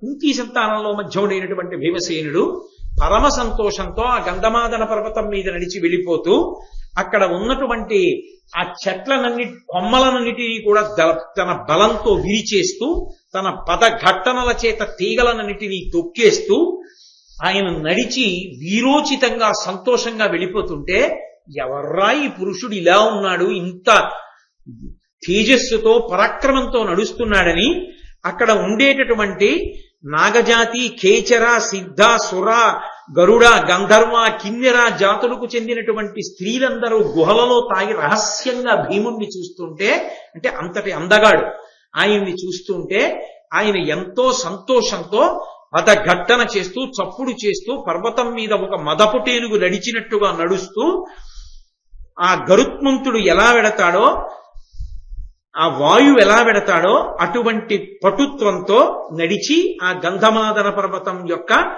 శిఖరముల మీద నడుస్తూ వెడుతున్నాడు. ఆ వెడుతున్నప్పుడు సరోవరం ఎక్కడుంది అని చూస్తున్నాడు. సరోవరం ఎక్కడ ఉంది అని చూడడానికి కొన్ని ఆధారాలు ఉంటాయి. అస్తమానం చదువు నేర్చుకోవడం వల్ల ఏమిటి కలగాలంటే, చాలా తెలియని వాణ్ణి నేను అన్న విషయం తెలియబడాలి.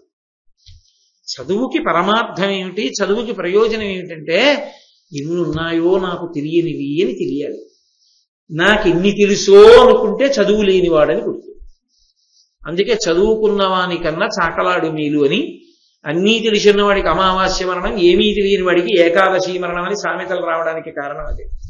నాకేం తెలుసు బాబాయ్ అండంలో వాడికి అహంకారం గెలిచాడు, నాకేం తెలియదండంలో వీడి అహంకారాన్ని గెలవలేదు. ఏకపాదుడు అని ఒక మహర్షి, ఆయన అనేక మంది శిష్యులకి వేదాన్ని చెప్తూ ఉండేవాడు. వేదము శృతి అని పేరు పొందేది. వేదం పుస్తకం ఇంట్లో ఉంది కదా అని చదువుకునేది కాదు. వేదం గురుముఖత నేర్చుకోవాలి. ఎందుకంటే వేదానికి అర్థం అక్కడ ఉండేటటువంటి తాత్పర్యాన్ని బట్టి మారదు, స్వరాన్ని బట్టి వేదానికి అర్థం మారిపోతుంది. ఆ స్వరం కానీ తప్పిందనుకోండి వ్యతిరేక ఫలితాలు వస్తుంది. అందుకే ఆ స్వరం నేర్చుకోవాలి. స్వరం నేర్చుకోవాలంటే ఉదాత్త, అనుదాత్త, స్వరిత అని 3 ఉంటాయి.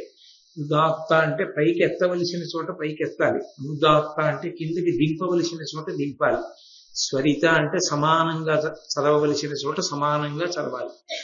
ఆ స్వరం తెలియకపోతే ఆ మంత్రాలకి అర్థం అంతా వ్యతిరేకంగా వస్తుంది. అప్పుడు ఒక్కొక్కసారి ఏ ప్రయోజనానికి మనం చేస్తున్నామో దానికి వ్యతిరేకమైన ప్రయోజనం వస్తుంది. అందుకే వేదం పుస్తకాలు పట్టుకుని చదువుకునేది, లేకపోతే రేడియోస్లో సంగీతంలో నేర్చుకునేది కాదు. అది గురుముఖత, గురువు గారి దగ్గరే నేర్చుకోవాలి. గురువు గారు అక్కడ కూర్చుని స్వరాన్ని సూచిస్తుంటే ఇలా అనాలి, ఇక్కడ నొక్కాలి, ఇక్కడ ఎత్తాలి అని చెప్తుంటే గురువు గారి ముఖత నేర్చుకున్నదేదో అది వేదం. దానికి చెవి ప్రధానమై ఉంటుంది. గురువు గారు మాట్లాడుతున్నప్పుడు, గురువు గారు చెప్తున్నప్పుడు దాన్ని చెవితో విని ఆ స్వరాన్ని నేర్చుకుని ఆ స్వరం ప్రకారం పలకాలి. వేదం నేర్చుకోవడానికి చెవి చాలా ప్రధానమైనటువంటి ఇంద్రియం కనుకనే, విని నేర్చుకునేది కనుకనే ఆ వేదానికి శృతి అనబడేటటువంటి పేరు వచ్చింది. ఆ గురువు గారికి ఉన్నటువంటి ఓపిక, ఆ గురువు గారికి శిష్యుల మీద ఉన్నటువంటి అభిమానం అట్లాంటిది. ఆయన నిరంతరం వేదం చెప్తుండేవాడు. రాత్రి లేదు, పగలు లేదు, ఏకపాదుడు అలా చెప్తూనే ఉండేవాడు. ఆయన భార్య పేరు సుజాత, చాలా చక్కటి పేరు, 3 అక్షరాలతో ఉన్నటువంటి పేరు. ఆడపిల్లలకు పెట్టుకోవడానికి చాలా యోగ్యమైన పేరు సుజాత, మంచి జన్మ కలిగినది అని. ఆయన భార్య పేరు సుజాత. ఈ ఏకపాదుడు విద్యార్థులందరికీ వేదం చెప్తున్నాడు తన శిష్యులకి. పూర్వం గురుకుల విద్య అని ఉండేది. అన్నిటికన్నా మనుష్య జన్మకు అత్యంత ప్రధానమైనది ఏది అంటే అహంకార పరిత్యాగం. మన ప్రయత్నం లేకుండా వచ్చేది అహంకారం, ప్రయత్నం చేస్తేనే అహంకారం పోయి వచ్చేది వినయం. అందుకే ఎంతో ప్రయత్నం చేస్తే కానీ పోదు అహంకారం. ఆ అహంకారం పోవడానికి ఏం చేసేవారంటే పూర్వం గురుకులానికి పంపించేవారు. గురువు గారి దగ్గరికే శిష్యుడు వెళ్ళిపోయేవాడు. వెళ్ళిపోతే గురువు గారు పెట్టిన అన్నమే, ఎంతటి మహారాజు బిడ్డైనా భిక్షాటన చేసి తీసుకురావలసిందే. ఆ అన్నాన్నే గురుపత్ని పంచి ఇచ్చిన దాన్ని తినేవారు. అందుకే గురువు, గురుపత్ని, గురుపుత్రుడు ముగ్గురు గురువు గారితో సమాన స్థాయిని పొంది ఉండేవారు. ముగ్గురికి నమస్కారం. కాబట్టి అటువంటి గురువు ఎవరున్నారో ఆ గురువు నిరంతరం వేదం చెప్తుండేవాడు. ఏకపాతుడు. మిగిలిన ఆశ్రమాల్లో అలా ఉండదు, ఏదో ఒక నియతి వేళ ఎందు చెప్తూ ఉంటారు.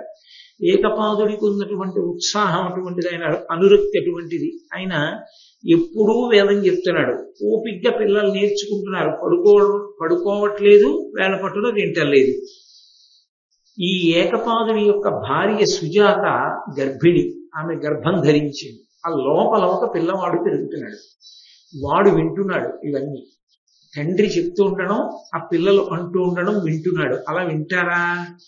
ఖచ్చితంగా వింటారు, అందులో సందేహమే లేదు.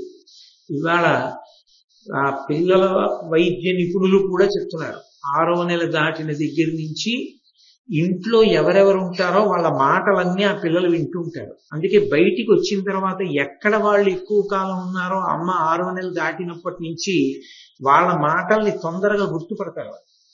ఓ ఈయన మా తాతగారు అన్నమాట, ఈయన మాటలే మేము వింటూ ఉండేవాళ్ళం ఇక్కడ ఉండి అని వాళ్ళు గుర్తుపడతారు. అలాగే ఒక్కొక్కచో ఎక్కువగా ఏదో విన్నారనుకోండి, ఆ విన్న వాళ్ళ కంఠాన్ని గుర్తుపడతారు. నాకు 1-2 సందర్భాల్లో నేను ఆశ్చర్యపోయాను కూడా.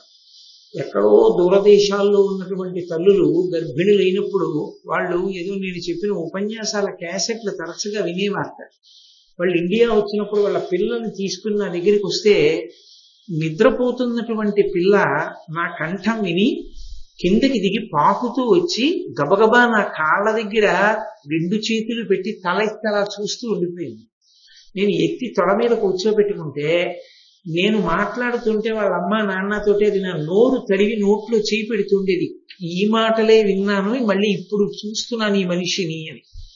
అంతలా వాళ్ళు ఆకర్షింపబడతారు, వాళ్ళు వింటూ ఉంటారు లోపల నుంచి. ప్రహ్లాదోపాఖ్యానం అదే కదా. నేను ఏకపాదుని యొక్క కుమారుడు వింటున్నాడు ఈ వేదాన్నంతటిని. వాడు ఎంతటి ఘనుడంటే, వాడు నిశిత పరిశీలనం చేశాడు కడుపులోంచి. ఒక్కొక్క వేళలో విద్యార్థులు సరిగ్గా చెప్పట్ల, స్వరం తప్పుతున్నారు. నాన్నగారు సంతోషంతో చెప్పేస్తున్నారు, వాళ్ళు స్వరం తప్పిపోతున్నారు. వాళ్ళు మందంగాను చికాగ్గాను చెప్తున్నారు అని గమనించిన వాడై వాడు కడుపులోంచి, అమ్మ కడుపులోంచి తండ్రితో మాట్లాడాడు. వాడన్నాడు, ఎడంబడక అహోరాత్రులు వడిగుని చదివింపనిట్లు వలయుని శిష్యుల్ కడునిద్రలేమినంతయు జడమతులై చదువు తప్ప చదువుచునుండన్. ఆయన అన్నాడు, మీరు రాత్రింబవళ్ళు వేదం చెప్తున్నారు, వాళ్ళు పాపం అలా చెప్తూనే ఉన్నారు. స్వరంతో చెప్పాలది, కంఠాలు అరిగిపోవు. అలా చెప్పి చెప్పి చెప్పి చెప్పి వాళ్ళకి నిద్ర లేక వాళ్ళకి కునుకొచ్చేస్తోంది. కునుకొచ్చేస్తూ వాళ్ళు అప్పుడప్పుడు అపస్వరాలు పలుకుతున్నారు. కాబట్టి మీరు అలా రాత్రింబవళ్ళు వేధించి పిల్లలకి వేదం చెప్పకూడదు, ఒక నియతి వేళలోనే చెప్పాలని వాడు కడుపులోంచి. తండ్రి విన్నాడు, విని కోపం వచ్చింది. ఒరే, నువ్వు వేద పాఠం చెప్పేటటువంటి విధానాన్ని విమర్శ చేశావు, అందులో వంకర పైకి పెట్టావు, లోపల కూర్చుని విని. కాబట్టి నువ్వు 8 వంకర్లతో పుట్టుగాక అని చెప్పించాడు. ఆయనకి ఆ వేద పాఠం మీద అంత అనురక్తి. ఇంత కష్టపడి నేను చెప్తుంటే నేను చెప్పిన విధానాన్ని నువ్వు విమర్శించావు కడుపులోంచి.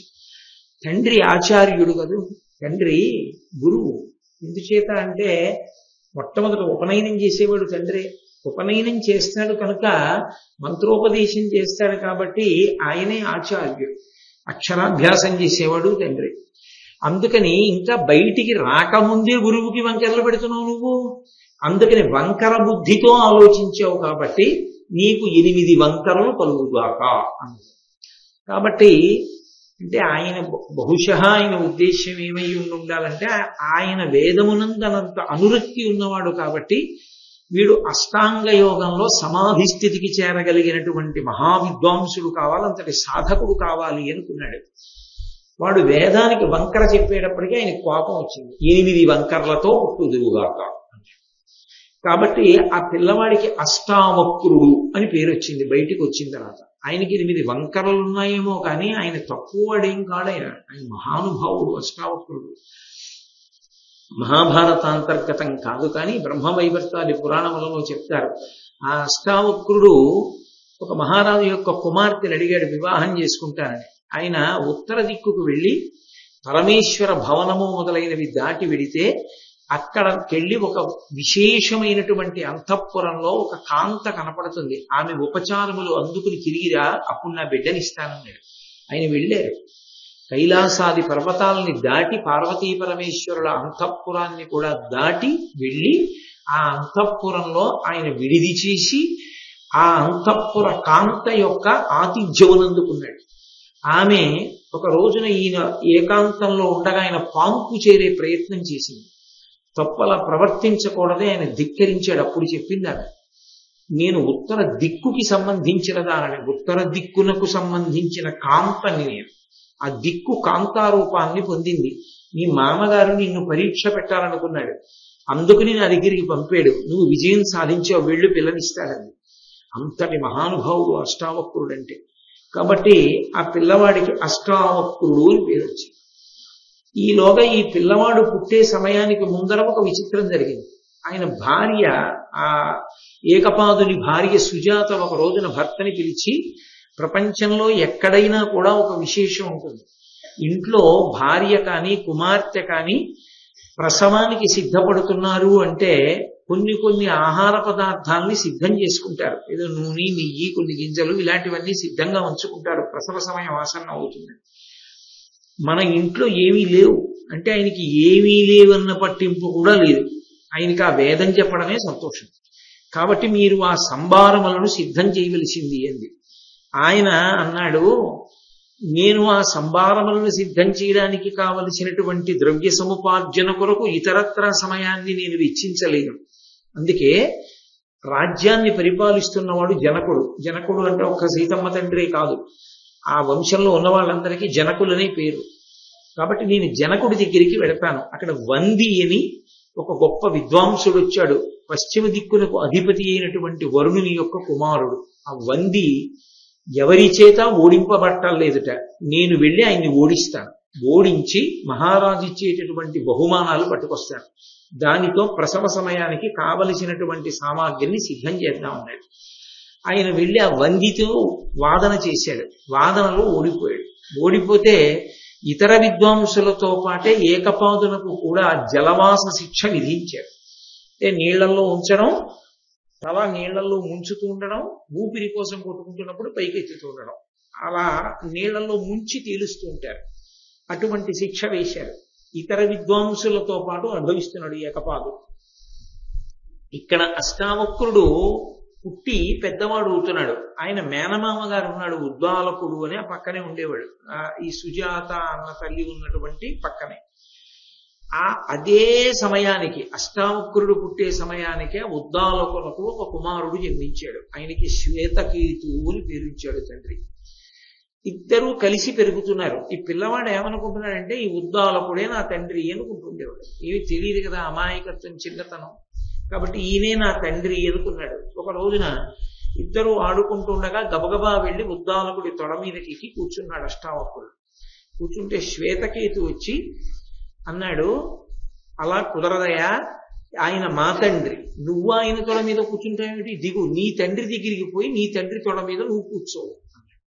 ఈ అష్టావక్రుడు ఎంతటి అమాయకుడంటే, తండ్రి ఎనుచు నుద్దాలకు తమకు గరము ప్రీతితో శ్వేతకేతుని భ్రాత ఎనుచు అనఘచరితుడు అష్టావక్రుడు అనుదినంబు కొండిరుంగక సుఖశీల నుండునంత.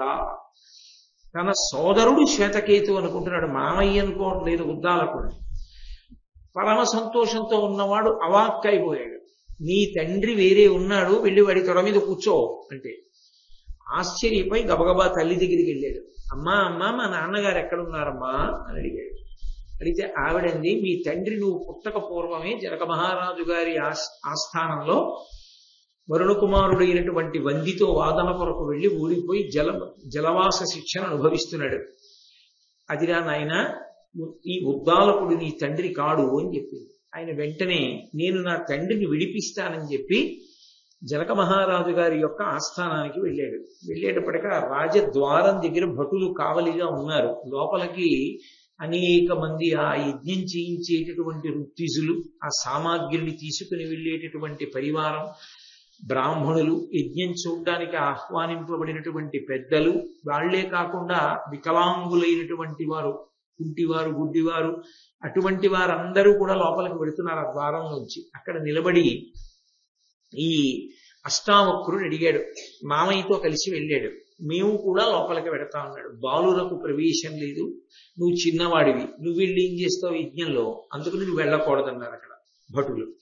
ఆయన అన్నాడు, అలయక ఏండ్లు కడుం పెక్కులు జీవించుట అరగలగుటయు తగు వృద్ధుల లక్షణమే, జ్ఞానము గలడేనిన్ బాలుడైన కడు వృద్ధు మహిం.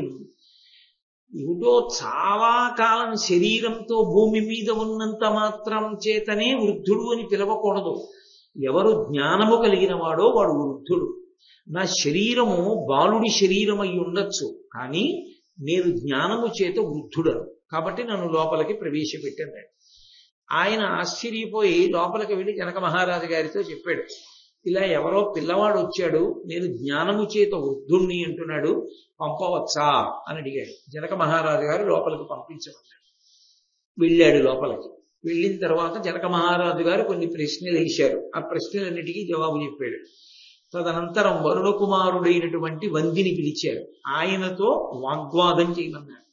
వాగ్వాదం చేసి ఆ వందిని ఓడించాడు. ఓడిస్తే జనక మహారాజు గారు నీకేం కావాలని అడిగాడు. నా తండ్రి ఏకపాదునితో కలిపి ఇంతకు ముందు ఓడింపబడి జలవాస శిక్ష అనుభవిస్తున్నటువంటి విద్వాంసులందరినీ విడుదల చేయమన్నాడు. వాళ్ళందరినీ కూడా విడుదల చేశారు. ఆ విడుదల చేసిన తరువాత తండ్రితో కలిసి జనక మహారాజు గారి దగ్గర అనేకమైనటువంటి బహుమానములను పొంది తండ్రి ఎంతో సంతోషిస్తుండగా, తన కడుపున పుట్టినటువంటి పిల్లవాడు అంత చిన్న వయస్సులో అంతటి మహావిద్వాంసుడైతే తను శిక్షింపబడితే తనని విడిపించినటువంటి కొడుకు యొక్క ప్రజ్ఞ చూసుకుని ఏకపాదుడు మురిసిపోతుండగా తల్లి దగ్గరికి తండ్రితో కలిసి అష్టావక్ర మహర్షి తిరిగి వచ్చారు. అంతటి మహానుభావుడైన అష్టావక్రుడంటే చిన్న వయస్సులో వందిని ఓడించినటువంటి వాడు.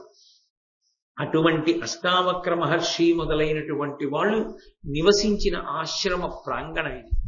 ఆయన చాలా కాలం తపస్సు చేసినటువంటి భూమి. కాబట్టి ధర్మరాజా, నువ్వు ఆ ఆశ్రమాన్ని చూసి ఆ పక్కన ఉన్నటువంటి నదీ స్నానఘట్టముల యందు స్నానం చేసి సంతోషాన్ని అభ్యున్నతిని పొందు అని రోమశ మహర్షి చెప్పి, ఇక్కడే ఒకానొకప్పుడు ఒక విశేషమైనటువంటి యజ్ఞం జరిగింది. ఆ యజ్ఞంలో గురుముఖతః నేర్చుకున్న విద్యకి గురువు గారి దగ్గర నేర్చుకోని విద్యకి రెండిటికి ప్రధానమైన తేడా ఎక్కడుంటుందో నిరూపింపబడింది. పుస్తక పఠనం చేసి కానీ, లేదా తపశ్శక్తితో కానీ, లేదా అన్యమైన సాధనముల చేత కానీ జ్ఞానమును పొందితే అది ఉపయుక్తమవుతుందా? గురువుగారి శుశ్రూష చేసి గురుముఖతః నేర్చుకున్నటువంటి విద్య మేధస్సు యందు నిలబడి శీలాన్ని దిద్దడంలో ఉపయోగపడుతుందా? విద్య యొక్క ప్రధానమైనటువంటి ప్రయోజనం ఏమి అంటే శీల వైభవాన్ని దిద్దగలగాలి. అది ఆ శీల వైభవాన్ని దిద్దడం, శీల వైభవం అంటే స్వభావమును దిద్దేదై ఉండాలి. స్వభావము అంటే పుట్టినప్పుడు వస్తుంది. పుట్టినప్పుడే ఒక్కొక్కడికి ఒక్కొక్క స్వభావం. ఆ స్వభావం పట్టుకోవడానికే అక్షరాభ్యాసం చేసేటప్పుడు అనేక రకాలైన వస్తువులు అక్కడ పెట్టి వీడిని పాకుతూ వెళ్ళి ముట్టుకోమంటాడు. వాడు దేన్ని వెళ్ళి ముట్టుకుంటాడో దాని చేత స్వభావ నిర్ణయం చేసుకుంటాడు. వాడు వెళ్ళి డబ్బులు ముట్టుకున్నాడు అనుకోండి, వీడికి డబ్బుల మీద అనురక్తి ఉంటుంది అంటారు. వాడు వెళ్ళి పుస్తకాలు ముట్టుకున్నాడు అనుకోండి, వీడికి గ్రంథముల మీద అనురక్తి ఉంటుంది. వాడొక ఆ జపం చేసే మాల పట్టుకున్నాడు అనుకోండి, వీడు అంతర్ముఖత్వాన్ని ఇష్టపడతాడు, వీడు ఎక్కువగా జపం చేస్తాడనమాట. అక్కడ ఉన్నటువంటి వస్తువులను బట్టి వాడు దేన్ని ముట్టుకున్నాడో దాన్ని బట్టి వాడి యొక్క వాసనా బలాన్ని నిర్ణయం చేసుకుంటారు. దాన్ని బట్టి వాడికి ఎటువంటి విద్య గరపించాలన్నది నిర్ణయం చేయడానికి. ఎందుకు ఆ స్వభావం అలా వస్తుంది? పుట్టుకతోనే అందరూ ఒకలా ఎందుకు ఉండరు? ఒకడు ఒకలా ఉంటే ఇంకొకలా ఉంటారు. అలా ఉండడానికి కారణం ఏమిటి అంటే గత జన్మలలో చేసుకున్నటువంటి కర్మల యొక్క రుచి వాసన ఏముంటాయో వాటిని జీవుడు పట్టుకుని ఇంకో శరీరంలోకి వెళ్తాడు. అది రహస్యం. ఈ జన్మలో జీవుడికి విశేషమైన అనురక్తి ఉందనుకోండి ఒక విషయం మీద. ఎవరో ఒక ఆయనకి భగవద్గీత అంటే చాలా విశేషమైన అనురక్తి. అంత అనురక్తి ఆయన్ని ఏ శ్లోకం అడగండి, ఎక్కడి శ్లోకమైనా దానికి వ్యాఖ్యానంతో భాష్యంతో చెప్తాడు. అంత అనురక్తి. ఆయన శరీరం విడిచిపెట్టేటప్పుడు ఆయన మనసు ఈ వాసనని అంటే భగవద్గీత మీద అనురక్తినే పట్టుకుని బయటికి వెళ్ళింది అనుకోండి, ఆయన మళ్ళీ ఇంకో శరీరంలో పెడతాడు. మీరు అందుకే చూడండి, కొంతమంది పిల్లలు 3వ ఏటో 4వ ఏటో భగవద్గీత శ్లోకాలన్నీ చెప్పారు అంటారు, చాలా చిన్న వయస్సులోనే రాగాల్ని గుర్తుపట్టారు అంటారు. ఇక్కడికే వచ్చి ఒక పిల్లవాడు సంగీత కచేరీ చేశాడు 2 సంవత్సరాల వరుసగా, చాలా చిన్న వయస్సులోనే రాగాలన్నీ గుర్తుపట్టాడు. అతను అవన్నీ ఎందుకు సంభవాలు అవుతాయంటే జీవుడికి గత జన్మలలో ఉండిపోయినటువంటి లక్షణం అది. ఆ లక్షణాన్ని బట్టే పట్టుకుంటాడు. అది అలా పట్టుకుని వెళ్ళినది ఏదుందో అది మంచి వాసన అయితే పర్వాలేదు, అది చెడుకి సంబంధించింది అనుకోండి, ఇప్పుడు ఆ వాసన తొలగాలి, దాన్ని మార్చుకోవాలి. దాన్ని మార్చుకోవాలి అంటే చెప్పేటటువంటి విషయాన్ని వాడి స్వభావం మారడానికి వీలుగా చెప్పగలిగినటువంటి దక్షత కలిగినటువంటి వ్యక్తి గురువు. వాడికి పట్టుకున్నటువంటి విశేషాన్ని, ఆ వాసనా బలాన్ని తొలగిస్తాడు. పరమేశ్వర మూర్తి ఎక్కడ ఉంటుంది? బండరాయిలోనే ఉంటుంది. శిల్పి ఏం చేస్తాడు? బండరాయిలోంచి విగ్రహాన్ని పైకెత్తాడు, విగ్రహం కాకుండా ఉన్నటువంటి బండని చెక్కేస్తాడు. చెక్కేస్తే ఏం బయటికి వచ్చింది? పరమేశ్వరమూర్తి బయటికి వచ్చింది. ఇప్పుడు ఆ పరమేశ్వరమూర్తిని ప్రతిష్ఠ చేసిన తర్వాత శిల్పిని ఈ కంటి చివర చిన్న పెచ్చుండిపోయిందో కొట్టేయి అన్నారు అనుకోండి, కొడతాడా? కొట్టడు. నేను కూడా ఈ శిల్పకళలో ప్రవీణుణ్ణి అవడానికి ఆయన అనుగ్రహమే అంటాడు తప్ప కొట్టడిక. ఆయన పరమేశ్వరుడు అంతే. అక్కరలేనిది తీసి పరమేశ్వరుణ్ణి బయటికి తీసిన శిల్పిలా తన వాక్కులను ఆయుధంగా మార్చుకుని ఎలా బోధ చెయ్యాలో అలా బోధ చేస్తూ, దేని యందు అనురక్తి కల్పించాలో దాని యందు అనురక్తి కల్పిస్తూ, ఏ ప్రమాదకరమైన విషయమునందు అనురక్తి ఉండిపోయిందో దానిని తొలగిస్తూ, స్వభావాన్ని మార్చి ఈ జన్మలో ఉత్తర జన్మలలో కూడా వాడు పరమేశ్వరుడి వైపుకు వెళ్ళడానికి మార్గం సుగమం చేసి, కొన్ని కోట్ల జన్మలు ఎటో పోవలసిన వాడి జన్మ పరంపర తగ్గించి పరమేశ్వరుడి వైపుకి నడుపుతాడు గురువు. అది గురువు యొక్క దక్షత. కాబట్టి గురుముఖత నేర్చుకున్న విద్య ఏది ఉందో అది స్ఫురణలోకి వచ్చి స్వభావాన్ని మార్చడానికి అవకాశాన్ని ఇస్తుంది. అది పుస్తకగతమైందనుకోండి, పుస్తకంలోది చదువుకున్నాడు అనుకోండి, అనుష్ఠాన క్రమంలోకి అలా జ్ఞాపకం రాదు. గురువు గారు స్వభావం తెలుసుకున్నాడు కాబట్టి చాలా బాగా చెప్తాడు ఆ స్వభావం మారేటట్టు. అలా వినలేదు, అందుకని గురువు దగ్గర నేర్చుకోని విద్య తనని దిద్దుకోవడానికి పనికిరాదు, తన స్వభావాన్ని మార్చాలి. ఇది చాలా గొప్ప విశేషమయ్యా. అసలు ఈ దేశంలో ఉన్నటువంటి మహాత్యాగములలో ఒక త్యాగంగా చెప్పబడేది ఏమిటో తెలుసా? చాలా గొప్ప దానంగా చెప్పబడేది ఏది అంటే అన్నదానం అంటాం మనం. కాదు, అంతకన్నా కూడా గొప్పదానం ఏమిటి అంటే మంచి మాటలు చెప్పడం. అదే పెద్దదానం. అందుకే అసలు మాట్లాడవలసినటువంటి అవసరం లేకుండా మౌనంగా తమలో తాము భగవంతుణ్ణి ఆత్మని అనుభవించి ఆత్మగా నిలబడగలిగినటువంటి పరమయోగులైన వారు, మేము ఇలా ఉండిపోతే మేము అనుభవిస్తున్నటువంటి ఆత్మ యొక్క ఆనందం, దాని యొక్క సహజమైన స్థితి అవతల వాళ్ళకి ఎలా తెలుస్తుందనేటటువంటి ఔదార్యంతో నోరు విప్పి మాట్లాడడం వల్ల రెండుగా నిలబడి వారు అనుభవించవలసినటువంటి ఆత్మానందాన్ని జార విడిచి కొంతకాలం ద్వైతమనందు ప్రవేశిస్తున్నారు. రెండుగా ఉండి వారు ఆత్మానందాన్ని విడిచిపెడుతున్నారు. అందుకే వారు మాట్లాడితే అనుగ్రహ భాష అన్నారు. కాబట్టి మంచి మాటలు 4 చెప్పడమే అసలు గొప్ప దానం. అది లేనినాడు మనుష్య శరీరాన్ని పొందడం వల్ల ఏ ప్రయోజనాన్ని పొందాలో ఆ ప్రయోజనాన్ని సాధించడం సాధ్యం కాదు. అందుకే ఈ ఒక్క దేశంలోనే ఆ గొప్పతనం.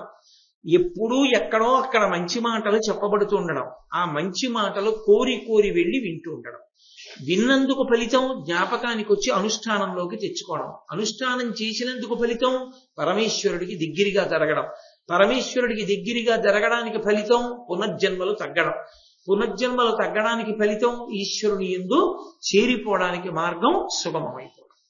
దీనికంతటికీ ప్రబోధమే కారణమైంది. అందుకే ఈ దేశంలోనే మీకు ప్రత్యేకించి పురాణేతిహాసములను తరచుగా ఉపన్యసించడము, దానికి దేవాలయ ప్రాంగణములే ఆలవాలము కావడం అనేటటువంటిది ఎప్పుడూ కూడా ఆచరణ యందు జరుగుతున్న విశేషంగా ప్రకాశించింది. కాబట్టి ఆ విషయాన్ని నిరూపణం చేసిందయా ఇక్కడ చేసినటువంటి ఒక యజ్ఞ భూమి. దేవతలు వచ్చి ఆ విషయాన్ని నిర్ధారించారు. అలాగా చాలా అద్భుతంగా ఉంది. ఈ విశేషం ఏమిటో నాకు చెప్పవలసింది అన్నాడు ధర్మరాజు గారు. వెంటనే రోమశ మహర్షి చెప్తున్నారు, అలఘులు రైభ్య భరద్వాజులు తమలో సుహృదులై విశుద్ధ తపో నిశ్చలిత మతులి వనంబున నొలసి తపంబొప్ప చేయుచుండిరి నిమ్మిన్. ఇక్కడ భరద్వాజుడు రైభ్యుడు అనబడేటటువంటి ఇద్దరు స్నేహితులు. వాళ్ళిద్దరూ కూడా అలఘులు. లఘువు అంటే చిన్నది, అలఘుడు అంటే చిన్నవాడు కాడు, అంటే చాలా పెద్దవాడు. పెద్దవారంటే వయస్సులోని కాదు, అనుష్ఠానమునందు, ఆ వేదం నేర్చుకున్న విధానమునందు, దాన్ని అవసరమైతే దేవతానుగ్రహాన్ని సంపాదించుకోవడానికి వీలైన క్రతువుగా మార్చగలిగిన ఒక దక్షత యందు వాళ్ళు నిష్ణాతులు. అటువంటి అలఘులు రైభ్య భరద్వాజులు తమలో సుహృదులై విశుద్ధ